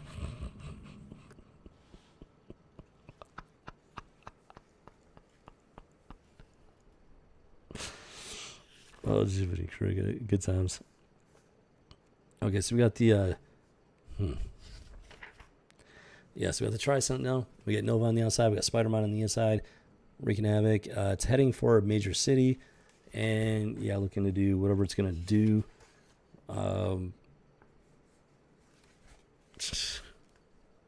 Yeah, it's got a lot of arms, a lot of heads, only 2 feet. Somehow it still only has 2 legs.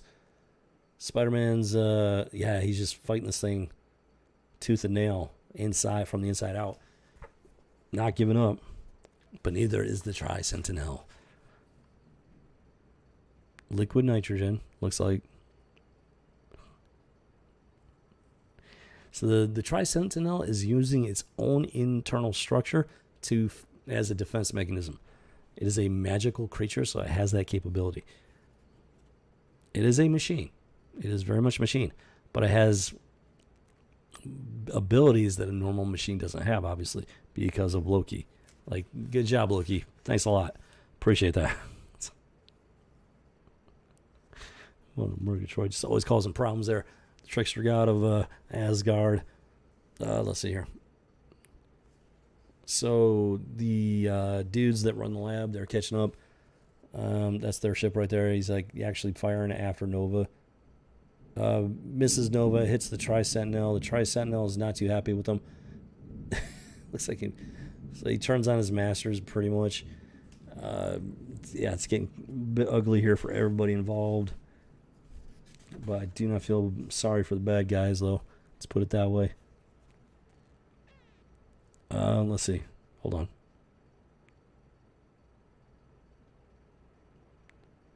Okay, so the bad guys, they have some sort of ray that they're shooting at Nova, but it's hitting the Tri-Sentinel, and it's doing something to... it's messing with the Tri-Sentinel. So he's all like... So he just dives right in the beam to make sure they keep it focused on the Tri-Sentinel. He gets up on the ship. He wants to make sure the beam doesn't stop. So he's not looking to destroy the ship or anything or take it out of the sky. He wants to get inside the ship and make sure that he can keep that beam on it. And yeah, Sentinels have they were constructed to be able to repair themselves. Just their advanced machine mechanics. But then when you add the magical aspect to it. Hold on, what? Wait, what?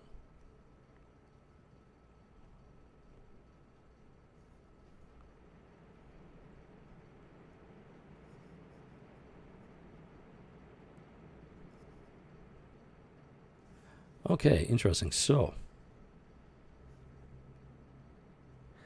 apparently there's a fail-safe. There's a fail-safe within the Sentinel. Okay, interesting. Did not know that. So yeah, so Spider-Man is making his way through. Doing his thing. Boom, boom, boom. That's the fail-safe. I'm assuming that was built into the Sentinel by the original Sentinel creators before the 3 got fused into one by Loki. So he manages to hit it.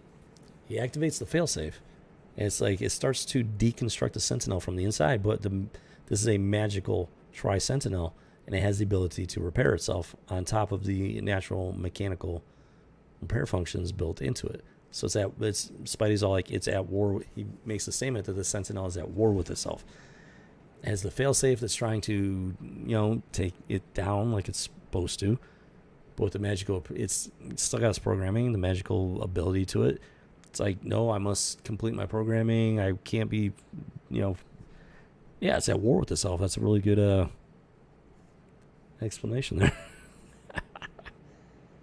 Let's see here.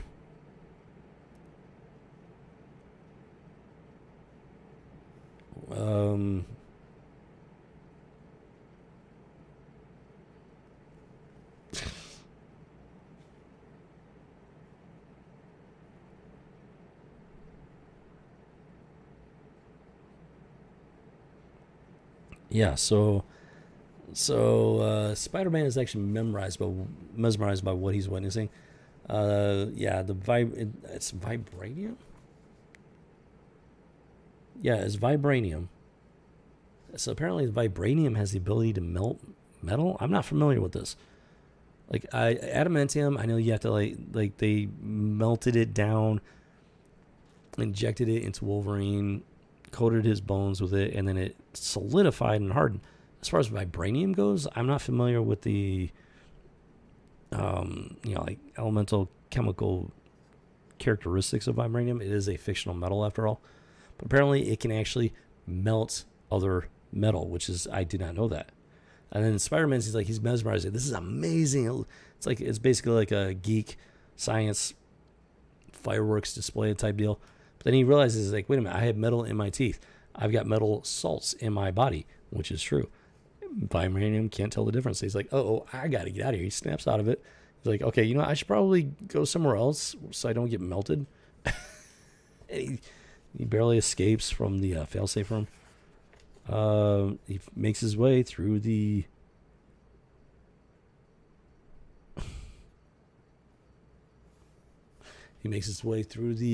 Tri-Sentinel internally.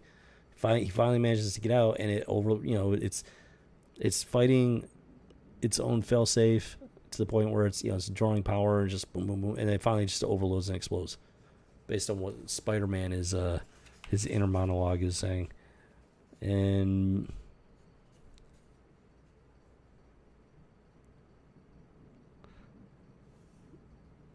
hold on, wait. Hold on.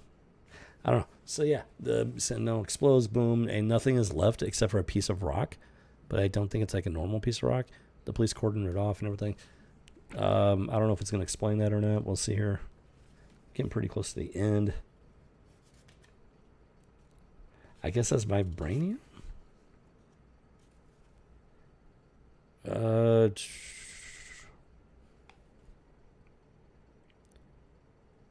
So yes, this Life Foundation is probably, they've escaped and everything.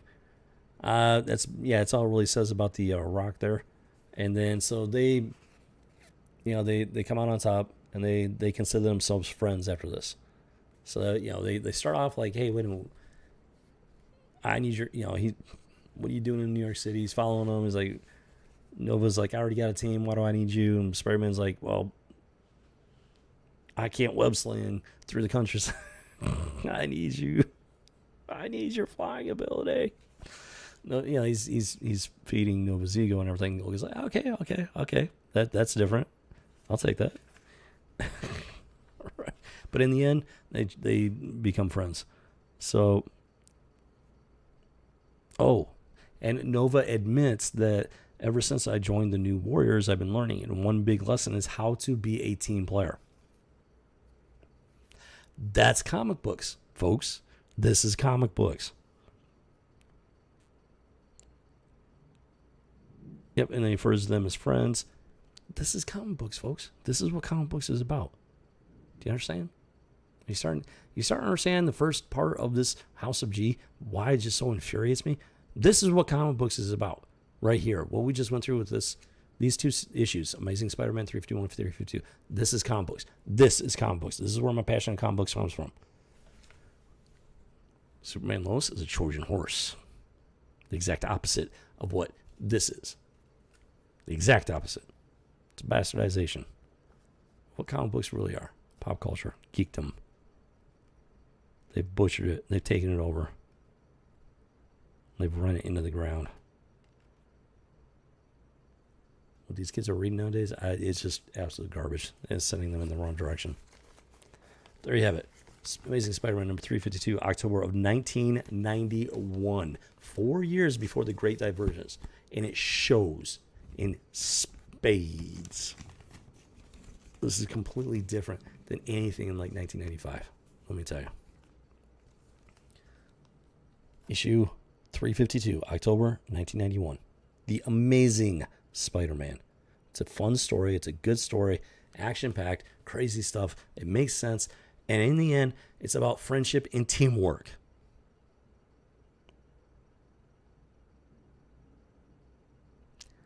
the types of morals, characteristics, values that the people that have taken over comic books do not espouse. They do not like those characteristics. They don't like those morals. And they've butchered them and driven them into the ground.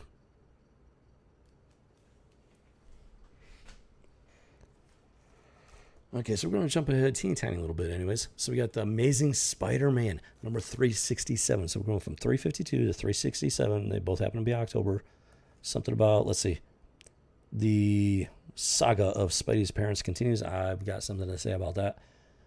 We'll see what they have to say exactly. And then we got some Captain America, Spider-Man, and Hawkeye ripoffs. They're the quote-unquote evil versions. This might be where they start getting lazy with it. Or just, I mean, obviously they're just trying to, I mean, it's pretty obvious they're trying to capitalize on popular characters. And with the Web Slinger and Solo, there's this dude named Solo. I remember him. I don't remember anything about him. He likes guns and whatnot. That's all I can really remember. Mercenary type hero or something like that. Punisher type style. I don't know. They have to deal with the Red Skull. Okay, so let's go and dive into it here and see what's going on. Skullduggery.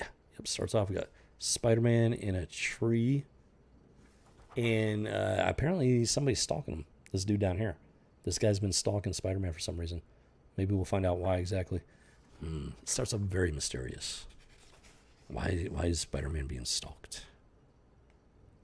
Okay, so he's actually looking for the Red Skull, but somebody's been following him.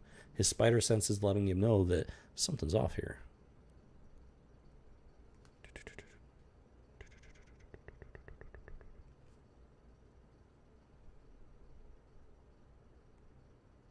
Wait a minute, hold on. Wait. Hold on, wait. Let me make sure I'm understanding this right. Okay. Spider-Man, he's doing his Spidey thing. He's, spider senses tipped him off to the fact that this guy's after him. So he gets the jump on him. The guy gets off some shots, but Spider-Man hits him with the web slingers, incapacitates his guns and whatnot. And he's like, "Why are you following me?" And the dude's all like, he saw him, whatever. He's after they're both after the Red Skull, pretty much. That's what it boils down to. Solo saw Spider-Man, was like, maybe I can get some. Well, what was it? He basically just wanted to see if Spider-Man had information that could help him on his mission. So Spider-Man's like, well, since we're both here, I suppose we should work together. Team mentality. The other guy's like, that seems reasonable. Team mentality. People have taken over? Nah, they don't like that. They do not like that. Strong masculine characters working together as a team? Ooh, that's bad.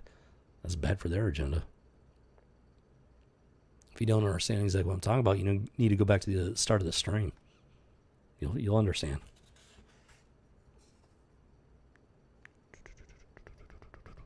So, wait a minute. Hold on here. So, yeah, so ultimately they're after the Red Skull. But they approach this compound. They get inside. And then, Taskmaster. Taskmaster is waiting for them. The real Taskmaster. Not this female bullshit from Black Widow. The real Taskmaster. Wait a minute, what's the year on this? Hold on, I forgot to check that. October of 1992. So this is 1 year after the previous issues. 3 years before the Great Divergence. The real Taskmaster is in the house. And then we have this beautiful ad for Teenage Mutant Ninja Turtles, the Turtles in Time. That's amazing. It's just fun. I mean, it's just fun. You got the Turtles. They're dressed up in different period outfits and stuff. And the Turtles are in for the times of their lives. And it's just fun. It's. I think this is just based on the arcade or something. But yeah, it's a great ad. It's a fun game. It is a fun game. So this is the Super Nintendo version. They did the Genesis version. There were some actual differences and whatnot, but it's just, yeah, it's a fun ad. It was a fun game. Oh, hold on here. Wait a minute. Wait. Oh, on you troops front and center, pretty impressive. I call him Death Shield, the Jagged Bow, and the Blood Spider. So wait a minute, hold on. Did I miss? Okay, yeah. So these are. Hold on. Wait. So okay, so this is where this is coming from. So the Taskmaster, if you don't know, he has photographic reflexes. When he sees somebody fight, regardless of their abilities and whatnot, he fighting is about as much about talent and skill as it is about muscle memory. So he has photographic reflexes. He sees somebody do something, and his muscles retain that information. He's able to copy their movements immediately. So he sells his talents as he trains thugs. He turns them into basically supervillains, basically. So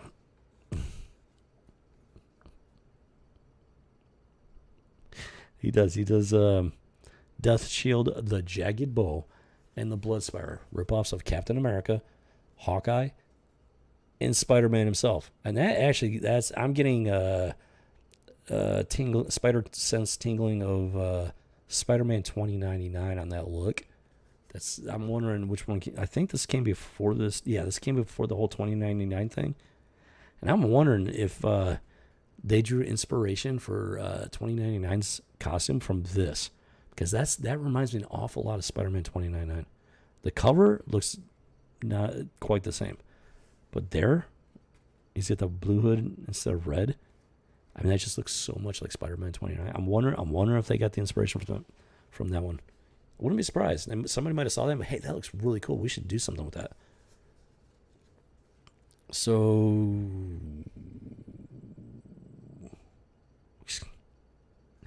they leap into action. They're fighting these Avenger ripoffs, Spider-Man ripoff. Solo and Spider-Man working together. Boom, boom, boom. The battle is engaged. Let's see what happens here.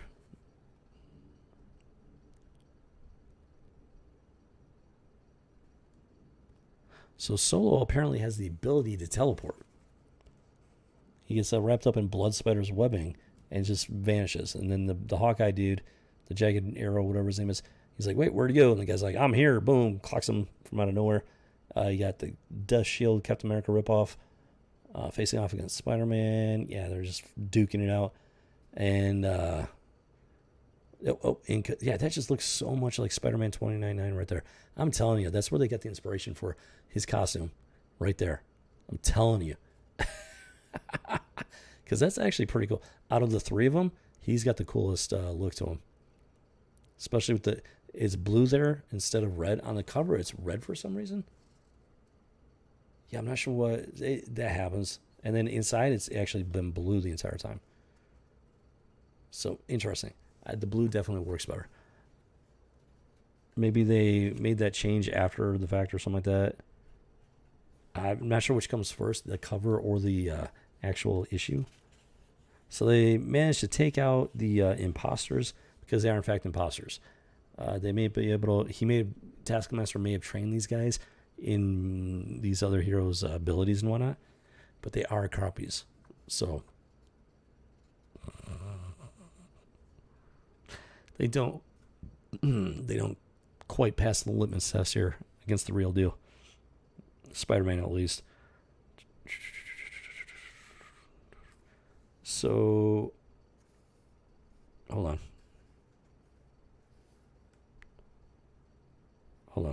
Oh. Yeah, I'm just trying to make sure I'm a lot of dialogue. I'm trying to get a gist for it at least. The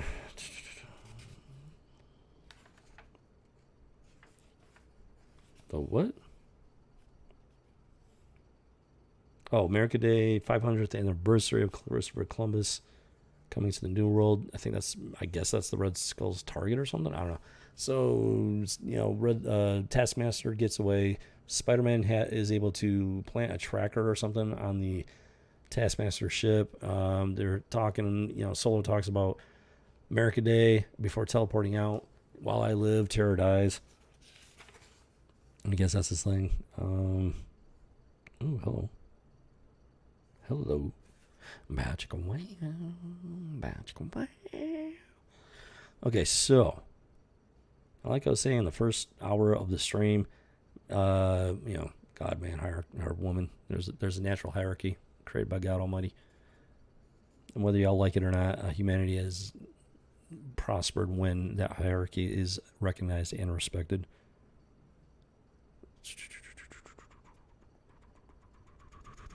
So, we got Taskmaster is in communication with the Red Skull. And the Red Skull is in some sort of chalet, mountain hideaway. And he's got Viper with him. She's like his, I think she's like his plaything or something like that on top of everything else. But then to contrast it, Peter Parker, that's Mary Jane. Peter Parker, he's exhausted. She's looking nice. And she's taking care of her man. He comes home from a hard day of crime fighting, exhausted, and she's making sure that he's taken care of, if you know what I mean. Modern day comic books? No, this would never happen in modern day comic books. It would never happen. Spider-Man's a hero? Well, he needs to take care of himself. Why should the woman take care of him? This is how it used to be. This is how it should be. So she's making sure he is taken care of. That is why they have such a great relationship. So yeah, he's recovering and everything. They're chit-chatting about what the battle and stuff like that. And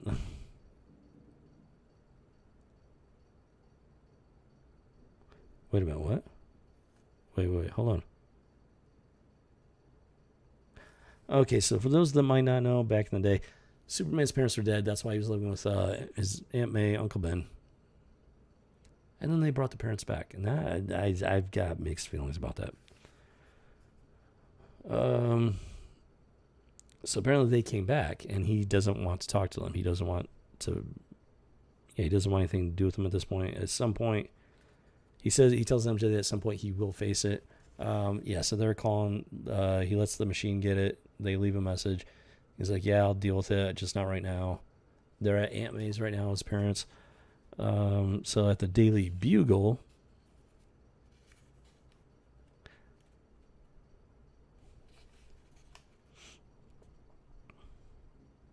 hold on.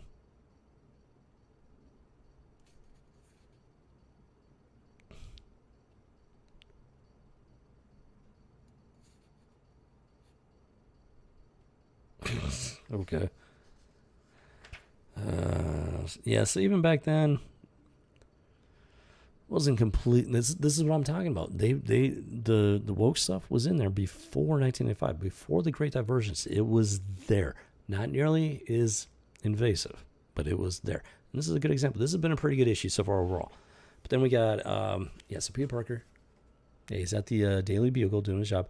He goes up to this chick named Joy. He's like, "You're the Daily Bugle's top reporter."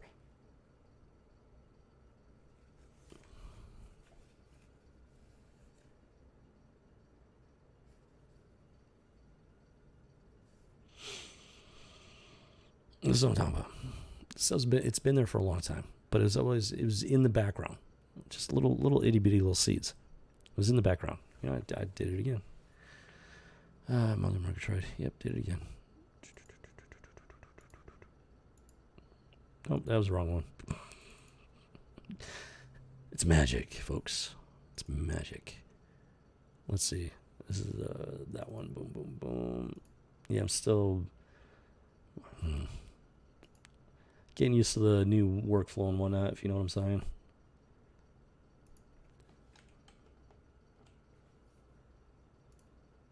Okay, so yeah, there it is. Boom. Some random blonde chick. No idea who she is, but she's the top reporter for the Bugle. Who the hell is she? It's just some random little thing they shoehorned in there. I have no idea who this chick is. Never heard of her before. Joy? Who the hell is she? She's supposed to be the top reporter. Of course, it's a woman. It has to be a woman. The rest of the issue is not bad, but this, it's really weird because you got this where Mary Jane is doing her job as his woman, He comes back from crime fight and everything. She's making sure he's taken care of properly. But then it jumps to this. Boom. Some random blonde chick who happens to be the top reporter. Very much shoehorned in. Completely. I mean, it's just, it's right there, boom, and it's gone. It's like, who the hell is this? What makes her the top reporter? Because you say so? Some random blonde chick is the top reporter because you say so? And they have this back and forth. She's like, well, let me in on your next 10 exclusives and I'll give you the information you're looking for. They haggle. He's like, next 2. She's like 8. He's like 5. She's like, done. It's supposed to be amusing or something like that. It's supposed to paint her as like a hard-charging reporter. Who the hell is she? She's a top reporter just because you plop her in there for a single page and then have her haggle? She's a nothing character. But then he gets back into the story. This is what I'm talking about. Folks. This stuff, it's been there for a long time, but it's been there in the background. It's so brief and fleeting. You don't think twice about it. It's just like you just breeze right through it and then you get back into the story. You don't. But then in 1995, Great Divergence, boom, it's in your face. It's.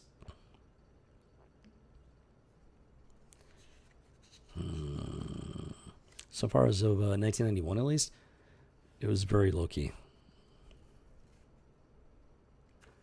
So yeah, we got Spider-Man making his way to the park and everything. He's meeting with Solo, who then he teleports out ahead of Spider-Man.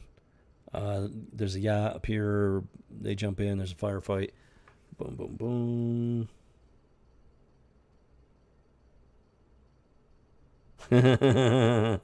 So Solo teleports in, guns blazing. I'm called Solo, and while I live, terror. And then Spider-Man jumps in. He's like, gets wounded. How about terror gets wounded? He's just, in true Spider-Man style. Keep in mind, they're two very different characters, very different hero archetypes. Spider-Man tries to bring him in alive. I mean, there's an argument to be made for it where he's a vigilante. Vigilantism is, in fact, illegal. It is against the law. So there is an argument for it where vigilante heroes need to bring them in alive and let the justice system deal with these guys. There is an argument to be made for it. But then on the other hand, you got this Solo guy, and he's out, he's the most extreme end of vigilantism. And these guys, obviously, they're bad guys. They're doing terrible things. And I mean, the morality of what they're doing, I mean, there is a certain moral justification to it, but from a strictly legal standpoint, they are operating outside the law at the same time. So it's like, I can't completely condemn them, but at the same time, there is a problem.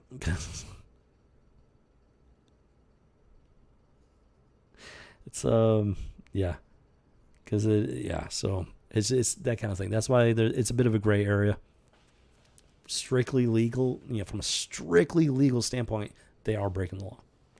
However, especially depending on the state, different laws, stand your ground laws and whatnot, you got the right to stand your ground and use lethal force. You do have that legal justification in some states, which I support 100%.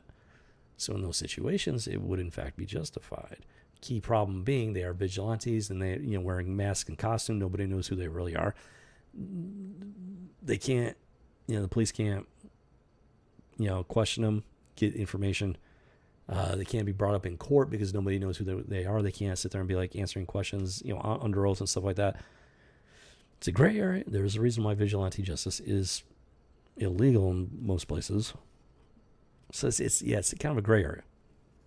But Spider-Man is on the other end of the stream where he is trying to abide by the law as much as possible. So he doesn't kill these guys. He tries to incapacitate them, to, capture them.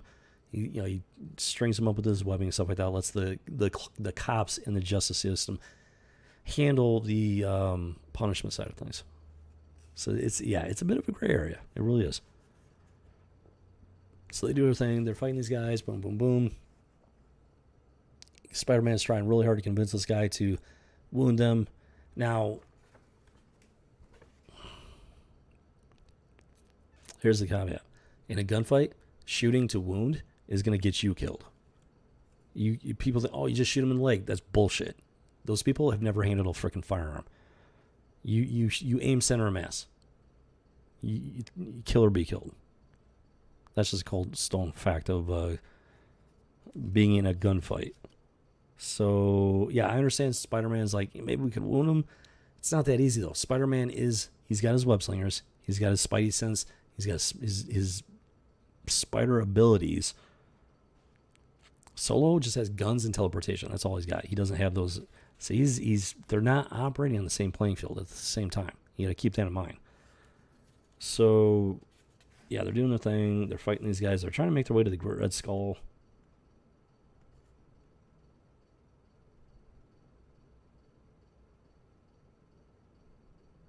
Yeah, okay. And this is actually going to feed into the final comic book here. So, they're fighting. They were actually going to kill somebody, and he took them out before they could kill the guy. But while this is happening, Spider-Man's having this internal monologue. Let me read this to you, actually. Okay, I never said Solo didn't have his uses, but someone should tell him about rubber bullets.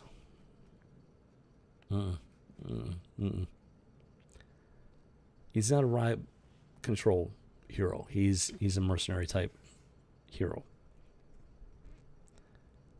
Rubber bullets. I mean, I know those men were going to kill Kuroto. Yeah, if they're going to kill somebody, you have a moral responsibility to defend an innocent life. This is where I start having a problem with the story here. But no one gave Solo the authority to kill him. No. Actually, if they're in the process of attempting to commit murder, he has every authority to stop them by any means necessary, including deadly force. This is 1992, folks. 1992, 3 years before the Great Divergence.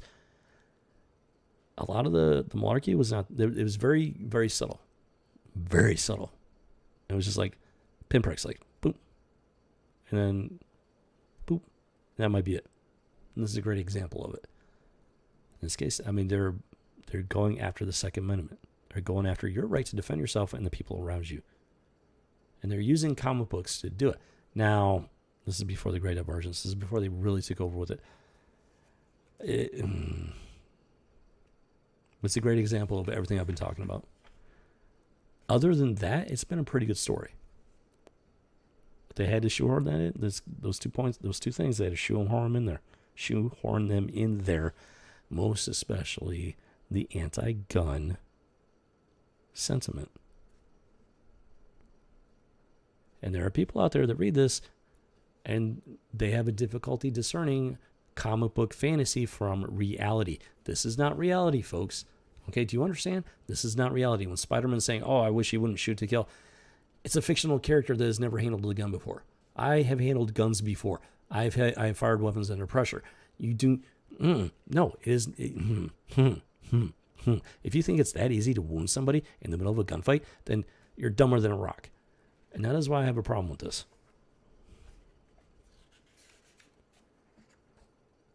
Other than that, it's a good story, though. That's what I'm saying. It's just little things. 1992, it's still a good story. But there was just those little pinpricks that they shoehorn this stuff in there. And it's these signs of what's to come. In just 3 short years. Okay, let's continue here. So, I don't know. They're Wait a minute. Wait. Time out. Hold on. Oh, wait. Hold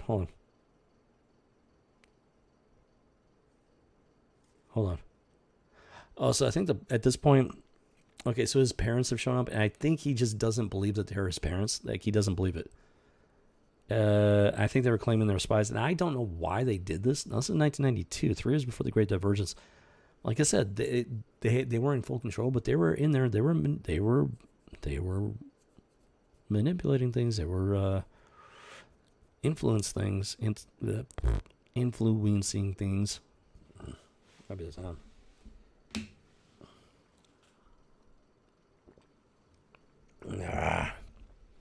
They were influencing things, and I've been wondering about especially picking this up. I've been wondering what was up with the whole his parents coming back as spies thing. Like, that never made any damn sense to me to begin with, and now 20 some odd years later, I'm questioning it even more. So they're fighting their way through this thing and everything. Spider-Man comes across this guy. He's on a computer. He like incapacitates him. He jumps on the computer. He's like looking at this files, and there's his parents' names. I've got it. I'm in. I've got a menu and false operatives. That looks promising. He pulls up the file. Richard L. Parker, Mary T. Parker, his parents' names. They're here, and according to the file, from the Red Skull's perspective, things happen almost exactly as Richard and Mary said they did. Then they really could be Spider Sense, one of those cops. Reflex is going away. So the dude either accidentally or inadvertently shot the computer. So he gets a little bit of information regarding his parents.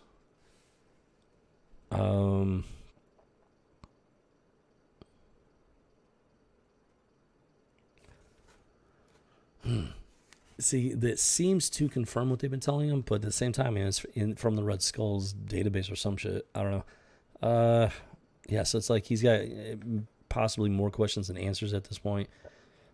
And then there's like this spider-looking robot sensor surveillance thing. Not sure where it's coming from, but it talks about the next issue, Invasion of the Spider Slayers. That sounds familiar. I might actually have that one somewhere. Invasion of the Spider Slayers. I don't remember that. I think I've got some of those issues. So yeah, it's talking about his parents.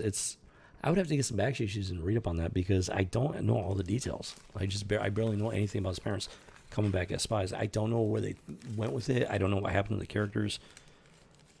I've got some questions about it and like the outline of the theory, but I need information in order to be able to either solidify that theory or just trash it all together. Depends. It just depends. So there you have it. The Amazing Spider-Man number 367. Ooh, doggy. Now keep that in mind. The Amazing Spider-Man. Overall, pretty good story. Throwaway characters, very lazy. Now it's based off the Taskmaster, which it fits. It's a little bit on the lazy side, but it does actually fit the situation with the characters. Then there are a couple of other moments that they shoehorn in there. They're little pinpricks of wokeness and whatnot. I mean, that brings us to this one. Spider-Man. Number 28, November. I'm not sure what year. There's something about a gun. The conclusion. This is about Spider-Man and firearms. Let's find out what year this is. And I want you to pay attention to something else. It's not the Amazing Spider-Man. It's not the Spectacular Spider-Man. It is simply Spider-Man. He's no longer amazing. He's no longer spectacular. Now, back in the day, it didn't set off any alarm bells. The Uncanny X-Men, the Amazing X-Men, it became the X-Men. It wasn't even it was just X-Men. The Amazing Spider-Man, the Spectacular Spider-Man. It just became Spider-Man. They got rid of all of the amazing, fantastic adjectives for these titles. Back in the day, didn't ring any bells. Now, in hindsight, that was on purpose. So let's go and open this up, take a look, see what's going on. Yeah, just the more you deep dive pop culture archaeology, the more clearer the picture gets, and just the more insidious the agenda appears. Pretty good condition. This is in pretty good condition, actually. I'm pretty happy about that. Let's see here. What is the year on it? Come on with this. November of 1992. Interesting. Okay. Oh, hold on.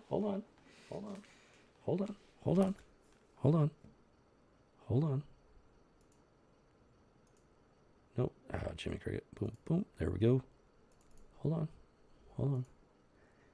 November of 1992. Keep that in mind here a second. Yeah. So this thing, November 1992. This is October of 1992. In this issue, he's going off about guns. Why can't you just wound them instead of shooting them to kill? All of a sudden, Spider-Man has a problem with guns. And a month later, now keep in mind, this is not the first issue. This is actually a miniature story arc. I don't know how many issues it went on for. Part 2. Okay, so this is part 2 and the conclusion. So it went on for 2 issues. So wow. So in October of 1992, you had the Amazing Spider-Man, where he's complaining about guns, but then they also started the mini arc regarding there's something about the gun. Huh. Coincidental? I think not. Let's take a look at this. I don't know if I have the first issue or not.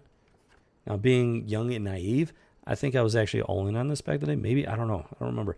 Let's take a look. Now, I want to point out something that...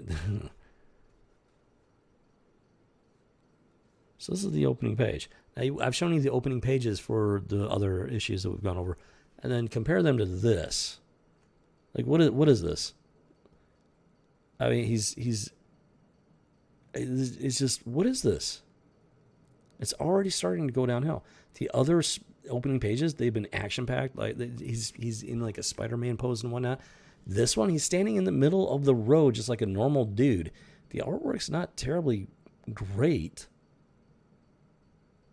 I mean, it's not bad, but it's honestly not that great. And his pose is just static, boring, normal. Like, where's the Spider-Man in that other than the costume? Am I imagining things? Am I seeing things? Am I going that blind?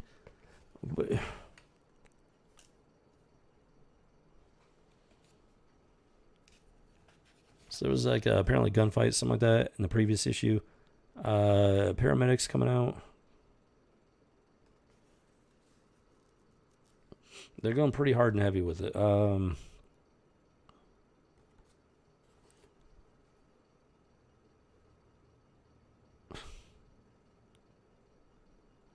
So apparently it was like some sort of gunfight in the previous issue. Some kid was standing there. He picked up the gun and disappeared with it. Some kid. So somebody got shot. People got shot. Paramedics are on their way. And now they get to the Spider-Man thing, which is still not terribly impressive. So the ambulance is coming through, almost runs him over apparently, because apparently they're blind and can't see a red and blue dude in the middle of the road. So he does the Spider-Man thing over the ambulance. Not impressive. I'm sorry. That is not impressive at all. In terms of artwork and, Spider-Man. He's supposed to be agile. It's not very good. Who drew this? Seriously, who drew this? Editor-in-Chief Tom DeFalco. I know that name. Artist Marshall Rogers. Sounds familiar. The artwork's, I'm sorry. The artwork's it's not bad, but it's not very good.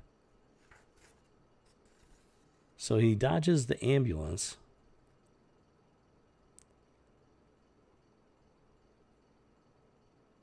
And as he dodges the ambulance, there's some dude on a bicycle hitching a ride on the ambulance. What the fuck, dude? Who does this? People do it. This is stuff people actually do. They're idiots. But then, like, you're hitching a ride on an ambulance to boot. You freaking dummy.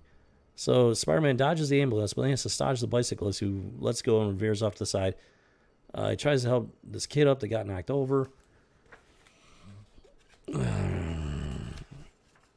And then the bicyclist's all cheesed off because he's a freaking idiot. So he helps the kid up. The guy comes up, takes a swing at him, misses him. The artwork is terrible at this point. Catches a fist because the guy won't stop. He convinces him to, like, stop, knock it off.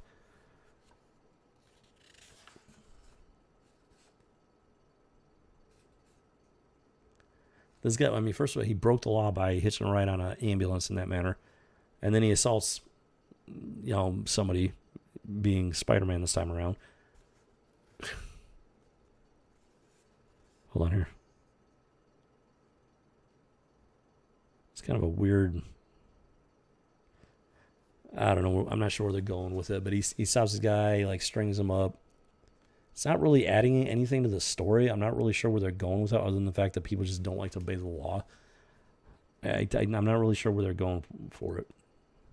Where they're going with it. So, what? The artwork's bad. I mean, sorry, the artwork is just bad. So the Spider-Man, he's walking off, and it cuts to a laundromat or something, and then a kid on a piece of playground. He's got a bloody nose apparently, and he's the green screen kicks in. He's daydreaming about using the gun to scare the bully. He's daydreaming. This is the kid that found the gun after the shooting where Spider-Man was. He's daydreaming about just scaring the living daylights out of this bully. Now, the daydreaming in and of itself, I can't blame him for that. I've had plenty of daydreams myself.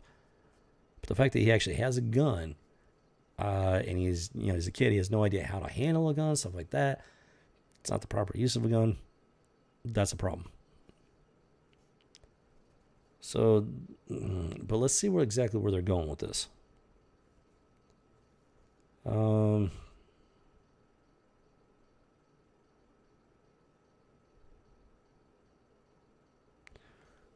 Okay.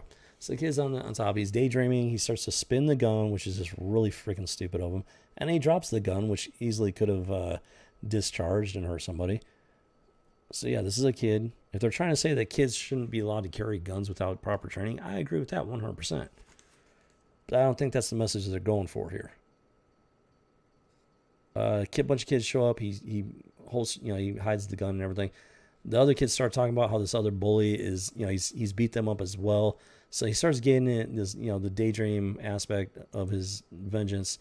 His daydream of vengeance starts to pick up speed here. And he stops off and he's like, "You tell Cavendish he is my primary target. Primary target. Primary target." So he pretends he's like freaking RoboCop or something at this point.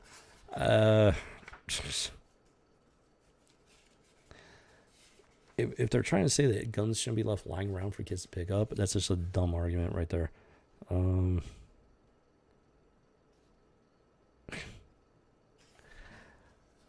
Murgatroyd. What the what?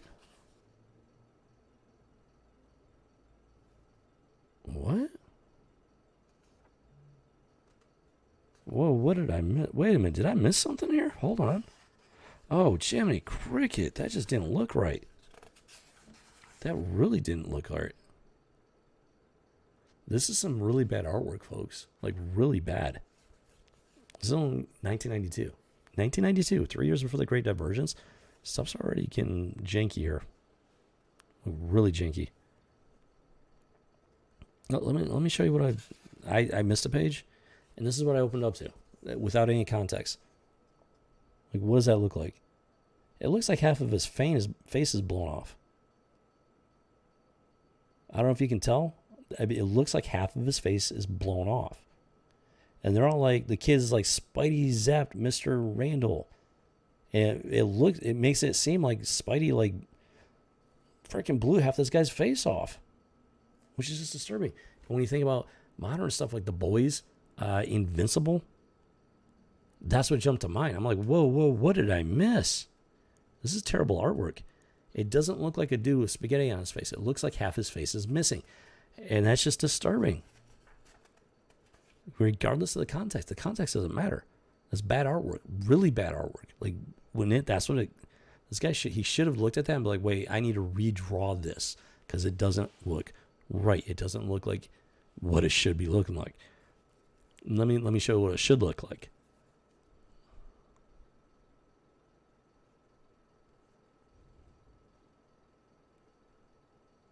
What is going on with it? What? Hold on. Hold on.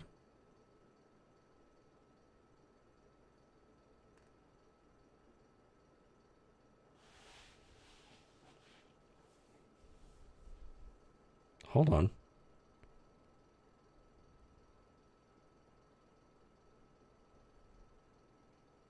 Wait, hold on.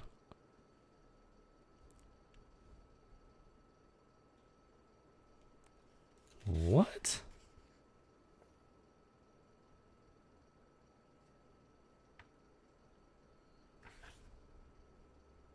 So he's in a school. Apparently, he has reason to believe the kid might have be part of the school, which I guess would be a because I think it's like right next to where all the shooting went down. So he goes into the school and he's trying to find the principal because he wants to talk to him about this kid that might have a gun in the school, which is understandable. Then nobody's cooperating. Like they should know he's Spider-Man, unless maybe they think he's imposter. And look at his posture. His Spider-Man's posture is like. That's supposed to, I can tell you what they're going for. They're trying to show Spider-Man being exasperated and frustrated. Like, come on, lady. But it just looks wooden and cardboardy. This is not good artwork. And this is a major title. Spider-Man. That's a major title, folks. This artwork it's not good.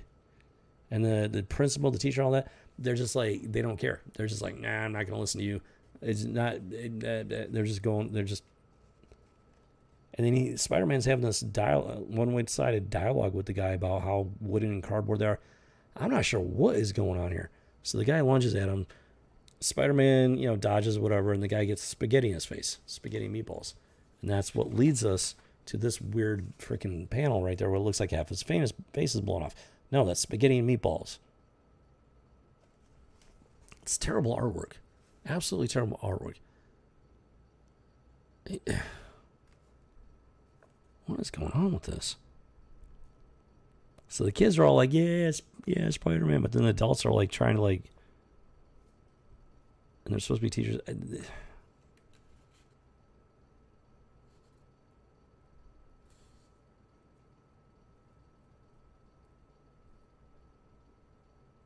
What?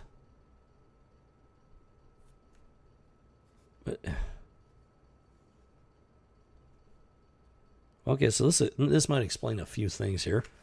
A bunch of people come walking in, more teachers and whatnot. Spider-Man's on the ceiling. Well, guess who that is? That's the principal. That explains a few things right there. They've called the cops, whatever. Spider-Man's just trying to find the kid with the gun. Nobody wants to listen to him. Well, the teachers don't want to listen to him. That pretty much reflects modern education. So he snatches her up. He's like, we need to have a talk.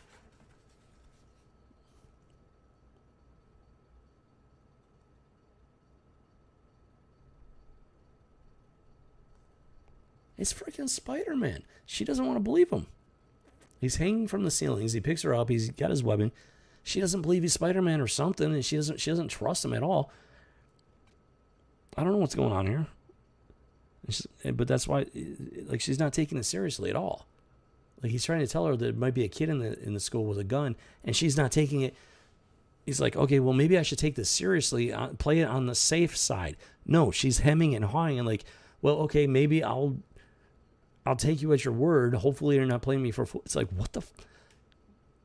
I would rather you err on the side of caution, especially if my kid's going to school there. If somebody says there's a gun, you know what?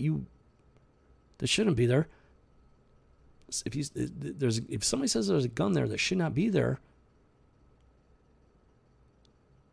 some random kid's got a gun they found lying on the street, you err on the side of caution. She's worried about her job, folks. She's worried about her job, literally. I'll certainly try. If you're playing me for a fool, I'll probably end up on the front page of the Daily Bugle and I'll have lost my job. She's more concerned about losing her job than protecting the children. Who the hell wrote this, dude? This is what I'm saying, folks. This is what I'm saying. The stuff's been around. 1995 Great Divergence, they took over hard. But it was there before then, and this is a really good example of that. The artwork is weird. It's not very good. There's the one scene that's just straight up disturbing. If you don't know that he got his face smacked into a plate of spaghetti, you'd think it looks like half his face got blown off. It's just weird. What the hell?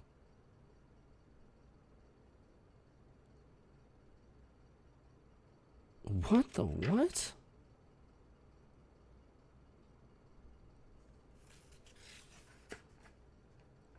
What the hell am I looking at?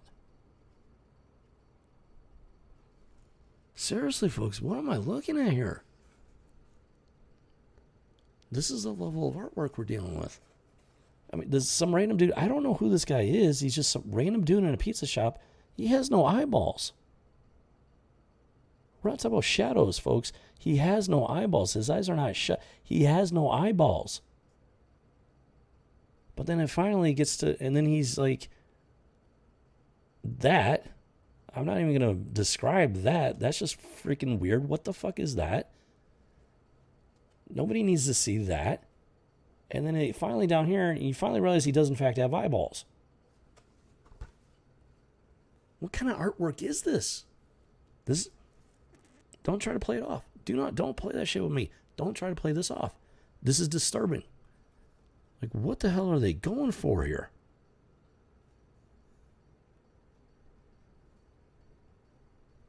Because it's just weird.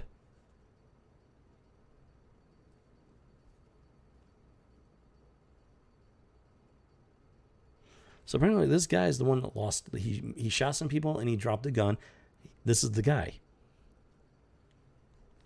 But, I mean, it's just like, the artwork is just weird. What the hell, dude? So this kid is basically like the comic book version of Ralphie from A Christmas Story. Just daydreams, daydreams, daydreams, daydreams, daydreams. He's a heavy, heavy daydreamer. At least that's how they're... So he's like, yeah, he's like walking down the street daydreaming about monsters. That's a green wolf. That's a green one-eyed monster. Green snakes or something like that. I don't know. He's just daydreaming. He's daydreaming about shooting them. He's daydreaming about the power of the gun that he has. Now, I don't know if he's actually pulling the gun out. I doubt it. Because if he was, I'm sure somebody would have said something or called the cops or something at that point, and they don't. So I'm assuming he's just daydreaming about pulling the gun out and it's sitting in his waistband, even though you can see it sitting in his waistband. I mean, it's badly written, badly drawn. I'm a little surprised because this is 1992, 3 years before the Great Divergence. Now, I knew this stuff was going on before 1995, and there have been some really, really good examples of how bad it's been with some of the stuff.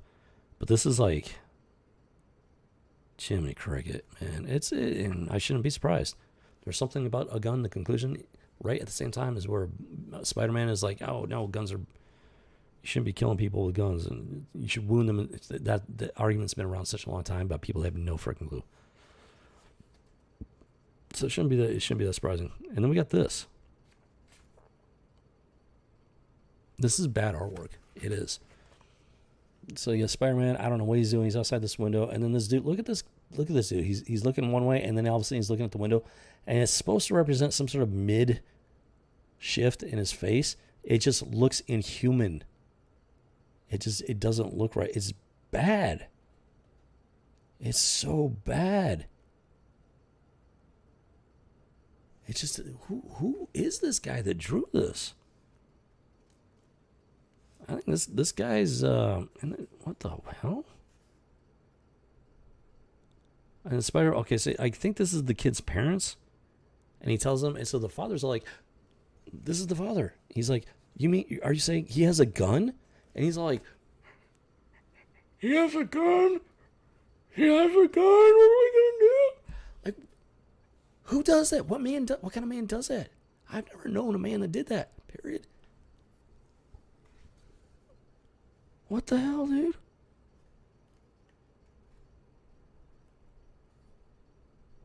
So apparently they know about the bullies, and somehow they know that he's going to go after the bullies or something. I don't know.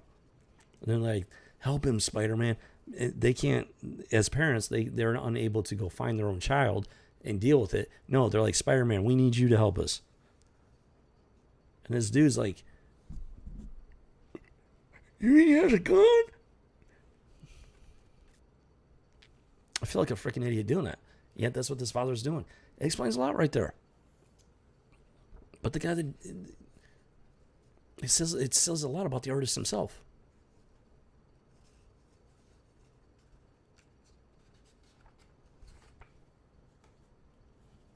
Is anybody else getting a lot of freaking spam messages and stuff? Text messages, emails?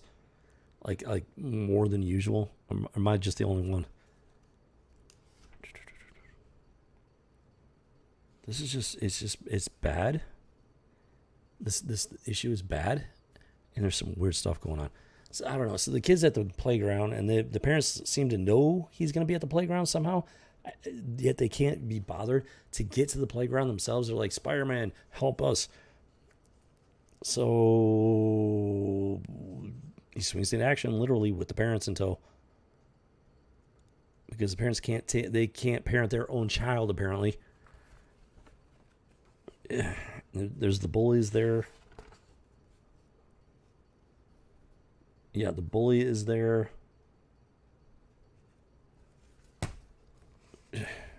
How can it? Yeah, the kid pulls out the gun for real this time.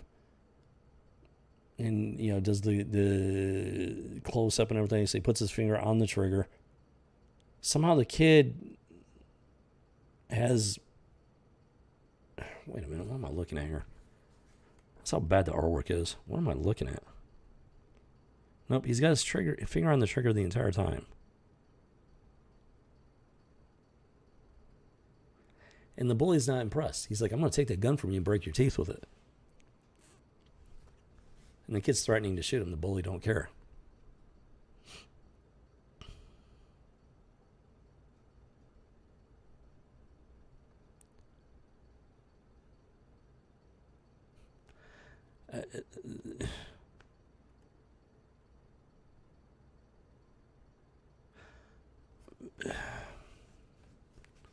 This is just ridiculous. I mean, it's straight up ridiculous. Spider-Man swings in with the parents, the little kid's parents with the gun, and let me explain the kid's outburst right there.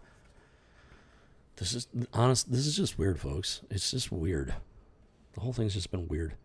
Spider-Man's all like, I wish I knew what your problem was, kid, because you need help. You need it bad. Don't make me have to stop you. I'd feel like I was committing child abuse.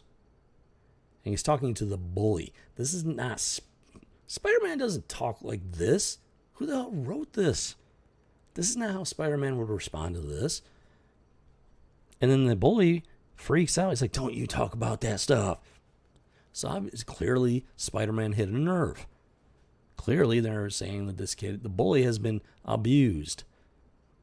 So they're trying to paint the bully in a sympathetic light, as if, the bully's not really that bad. He doesn't deserve to get shot. Nobody's saying people randomly deserve to get randomly shot. Nobody's saying that. Now they're trying to build sympathy for this bully, which are you freaking kidding me with this?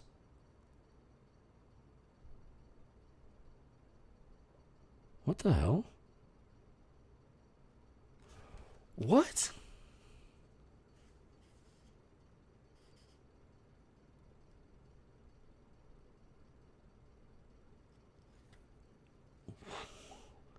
What the fuck is this, dude? So then the guy who the thug, the criminal that's kicked off this whole thing, apparently he finds them. I don't know how. Apparently he finds them in the playground, and that's him right there. That shadow with the silhouette of a gun. And he's trying to take out Spider-Man for some reason. With all of these witnesses around. Is he going to murder everybody to cover his tracks? Not the brightest psychopath in the world. Spider-Man leaps into action. He webs the guy. But then the kid, I don't know what the kid's even pointing at, but he pulls the trigger as he's pointing at Spider-Man. His spider sense is the only thing that stops him from getting shot. Like, why? The kid is a fan of Spider-Man based on what the kid has said. He's like defending Spider-Man and everything. Why is he pointing a gun at Spider-Man? Why? Makes no sense. And he pulls the trigger. Why? What the hell? This kid loves Spider-Man. Why is he pointing at Spider-Man and pulling the trigger, trying to shoot him in the back? Accidental or otherwise. It doesn't make any sense. Zero sense. The art is bad and the writing is even worse. Elmo, you could have shot me. If it wasn't for my spider sense, He would have. Are you freaking kidding me with this? This is just so bad. So he's talking to the kid.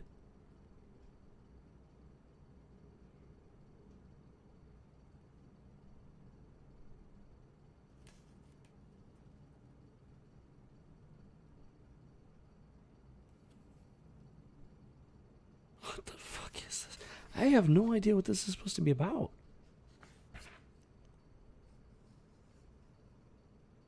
This is just a bad story. It was just a bad story. Like, I'm sorry. It's just a bad story. The artwork is bad. The artwork is weird. And the story is just bad. Like, they're definitely trying to paint guns in this heart-wrenching, gut-wrenching, sad, bad, scary light. Oh, guns are built to kill. That's their purpose. But most gun owners are pretty responsible. The legal ones. Yes, everybody agrees you shouldn't just leave guns lying around for kids to pick up. Nobody in their right mind is going to argue that should be a normal thing. Out in public, just leaving a gun lying around.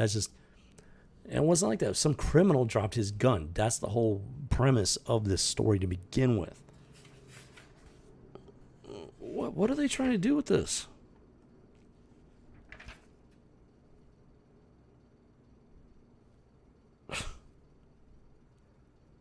It's just so... What the... I mean, it's heavy-handed, and I don't even know what the point is. I honestly, like, reading what I can of the dialogue, I don't understand the point of this. I really don't. I haven't the freaking clue. This kid was basically turning into a school shooter. That might be the most disturbing part of this. He was on the verge of being a school shooter, shooting up the school to get to the bully. Just, happened to be on the playground at night. The school's out and everything. It's a precursor to like a school shooting. But what's the point? I don't even know what the point of this is. I mean, they don't come out as blatantly anti-gun, but they definitely paint guns in like this really scary, like kids shouldn't be able to pick up random guns in the street. Duh! What's the point? It's just a bad story. It's not funny. Spider-Man's supposed to be, he cracks jokes. There's nothing funny in this. Where's the funny?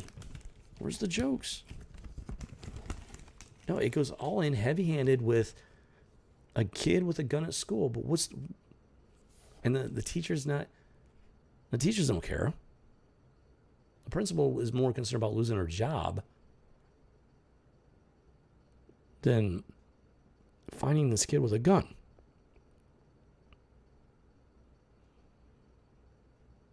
And parallels to modern day shootings are just creepy.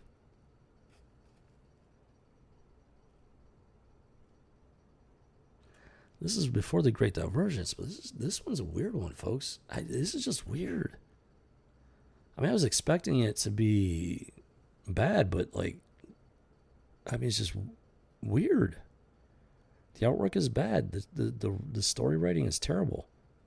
But it's also just, there's something really weird about this.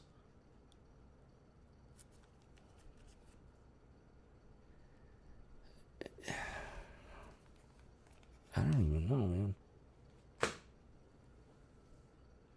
November 1992. 3 years before the Great Divergence. But they had their foot in the door at the point. They had their foot in the door. Around 95 or so, they straight up took over. This is a good example of it. What was to come? The artwork is just weird. It was bad.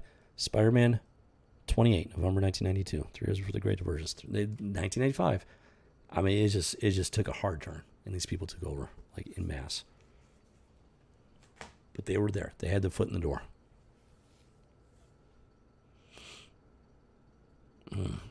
Interesting. It's just weird. I mean, there's just something about that issue is just unsettling. And not because some kid had a gun. No. The premise, the artwork, the writing, something about it is just unsettling. And it might take some time for me to process and figure it out. And that's just my gut. That's just my gut check on that. And at this point, there's something really off about that. I don't know, man. It feels like a precursor to modern school shootings.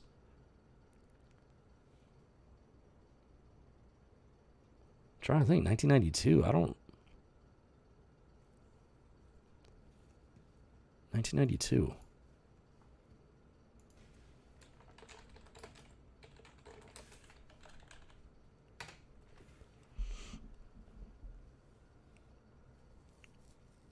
Okay.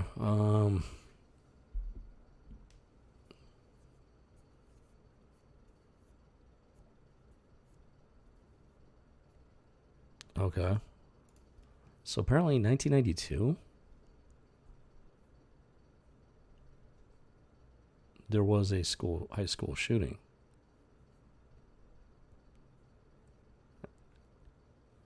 In May, maybe? But it wasn't by a student. It was by a former student. Hold on.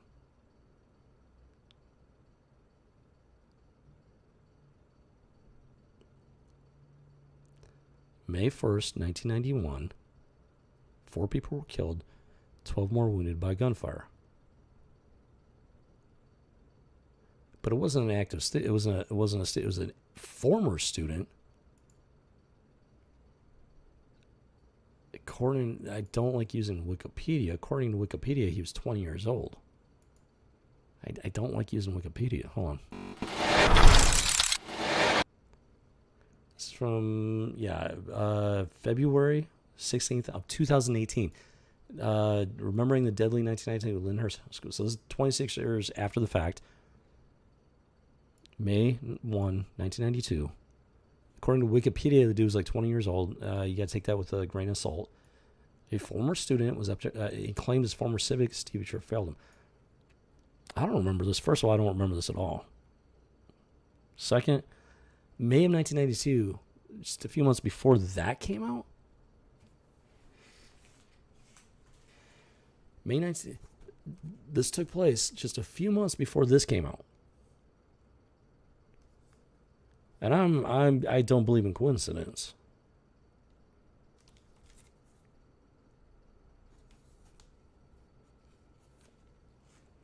And he wasn't a student. He was a former student, 20 years old, former student. This is just unsettling.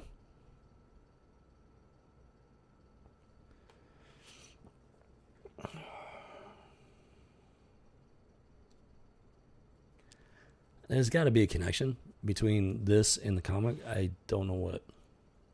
Other than the fact that they made a story regarding a kid at school with a gun. I'm thinking there's got to be a deeper connection than that. That would take some research. Maybe I can get to that someday. I don't know.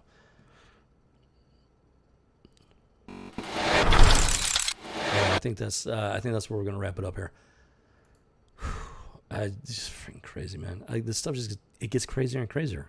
Like I'm telling you right now, this channel's never gonna be big. I got my opinions that are strong. I stand by them. People don't like that nowadays. You're not allowed to have strong, independent opinions, stances, but I've got them. And they come with a lifetime of experience, which is why I'm not going to sit there and just fold because somebody gets their panties in a bunch. So, yeah, this channel, it's never going to take off. I don't believe it will ever take off. But I'm going to keep doing it because I believe that this stuff needs to be talked about. I believe it needs to be said, even though there's a great deal of censorship going on. There's a very real possibility my channel will get deleted by YouTube at some point. That's possible. You know, my channel stays small enough, stays off the radar. Maybe in that regard, they just won't even notice my channel to that extent. I think, oh, nobody's listening to him. He's just sounds like a whack job. We don't have to worry about him. That wouldn't be the first. So, and all I'm doing is talking about this stuff, the stuff that they've created. I'm not making this stuff up. It's right here in black and white. I'm just asking the questions. Like, where did they come up with this? Why? This one was just unsettling. That last issue, just straight up unsettling.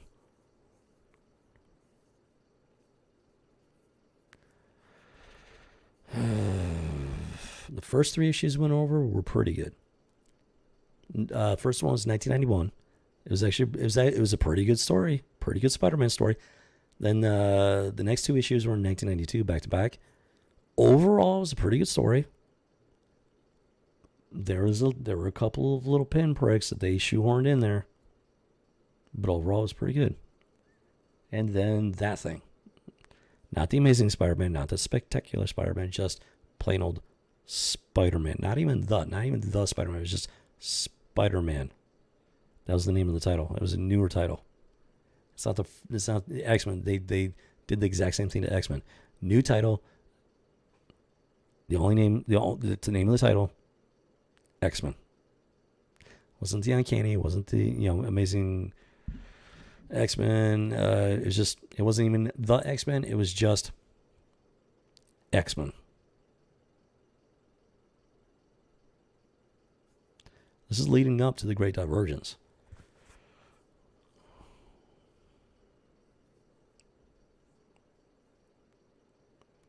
I mean, what can I say?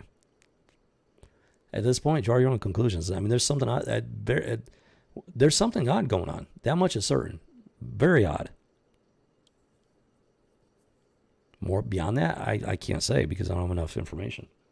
We've proven definitively that around 1995 there was a great divergence. Everything went sideways very hard.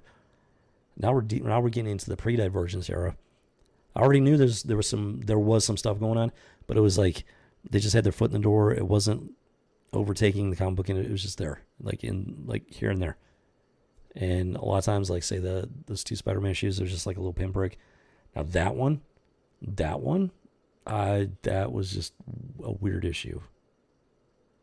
I think they were pushing it on with that particular little story arc. I think they were pushing it. Yeah, they really seemed to be starting to push it. Like they were testing the waters to see how far they could push it. I mean, that's just a weird one. The art was weird. The story was weird. And I don't even know what the message was. I don't know. Other than, hey kids, don't take a gun to school and shoot your fellow classmates. That's the only message. Why? Why would they put that out there? Looked it up. The only thing that popped up was some school shooting from a guy, 20 years old, was no longer a student. He wasn't, and this wasn't an element. It was high school, not elementary school.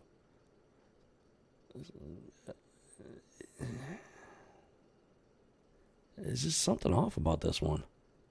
I don't have enough information to explain why, at least not in full. We really seem to be missing something with this one. But make no mistake, it's definitely off. I don't know.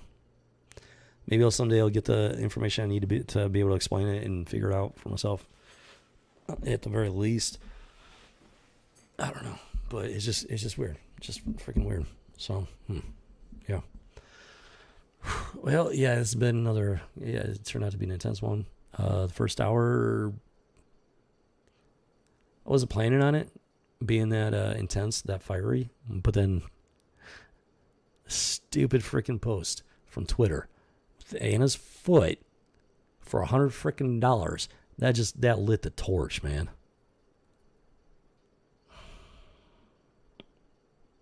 I can't make this stuff up.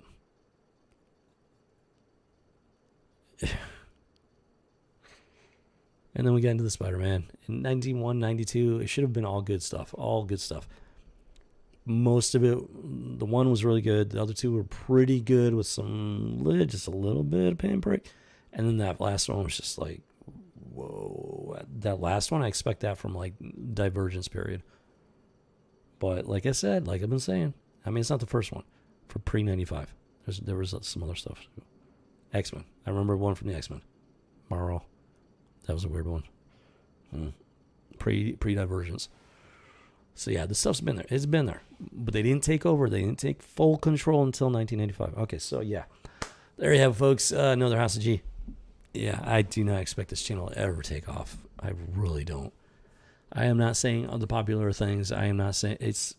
we're doing some deep dive pop culture archaeology here. I'm putting it out there, plain and simple. This isn't stuff that I'm making up. We're going through the issues. I'm showing you the panels. I'm showing you the comic books themselves. There's just weird stuff going on. If you don't think it's weird, then you're not paying attention, or you're not the type of person I want to associate with. There's some weird stuff going on here, period, in their story. The one dude drawn with spaghetti on his face. If you don't know it's spaghetti, it looks like half his face is blown off in a Spider-Man comic book. Comic books are not based on gratuitous hyperviolence. That is not comic books. That is something else. Which is why you got the Invincible and The Boys. Why people are so excited about these things, I have no idea, because they're grotesque and disturbing. Even horror films are not hyper-violent. Horror films are not horror films. They're gore porn. Horror is not gore. Gore is not automatically... The most scariest movies I've seen did not have a lot of gore in them. Why? Because they were true horror movies. It's the idea that freaks you out, not the blatant gore. That is not entertainment. That is not comic books. It's not even horror. It's something else. It's indicative of something that's broken inside of people. I've just had it. I've had it. I've had enough. So when he draws a scene with the dude who's supposed to have spaghetti on his face, but it looks like half his face is gone in 1992, that's a problem. The editor should have caught that. The artist should have caught that.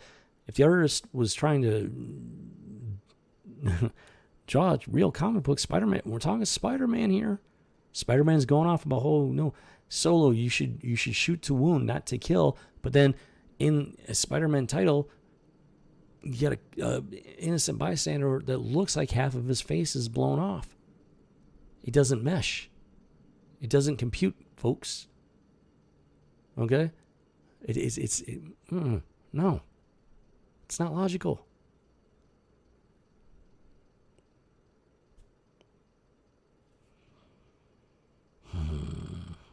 This channel's never going to take up because I'm not here to say the popular thing. I'm here to talk about stuff bluntly, plainly, things that people don't want to hear. They're going to make excuses for it. They're going to justify it.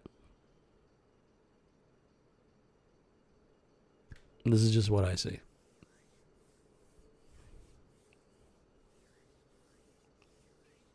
Don't believe your lying eyes. Don't believe your lying ears. What can I say? I don't know. We'll keep this going, though. We will keep this rolling. At least I will. And if I got to do this alone, then I'll do it alone. All right, guys. You have yourself a fantastic day. Have a great Monday. Rolling into the week here. Hopefully this, well, if nothing else, hopefully this takes your mind off some stuff, you know? And I got plenty of work left to do today, and this has definitely been an interesting distraction, to say the least. So you have yourself a fantastic week. Yeah. Definitely some janky stuff going out there in pop culture, no doubt about that. All right, well, this has been another House of G, speaking into the void. Take it away there, Gearbox.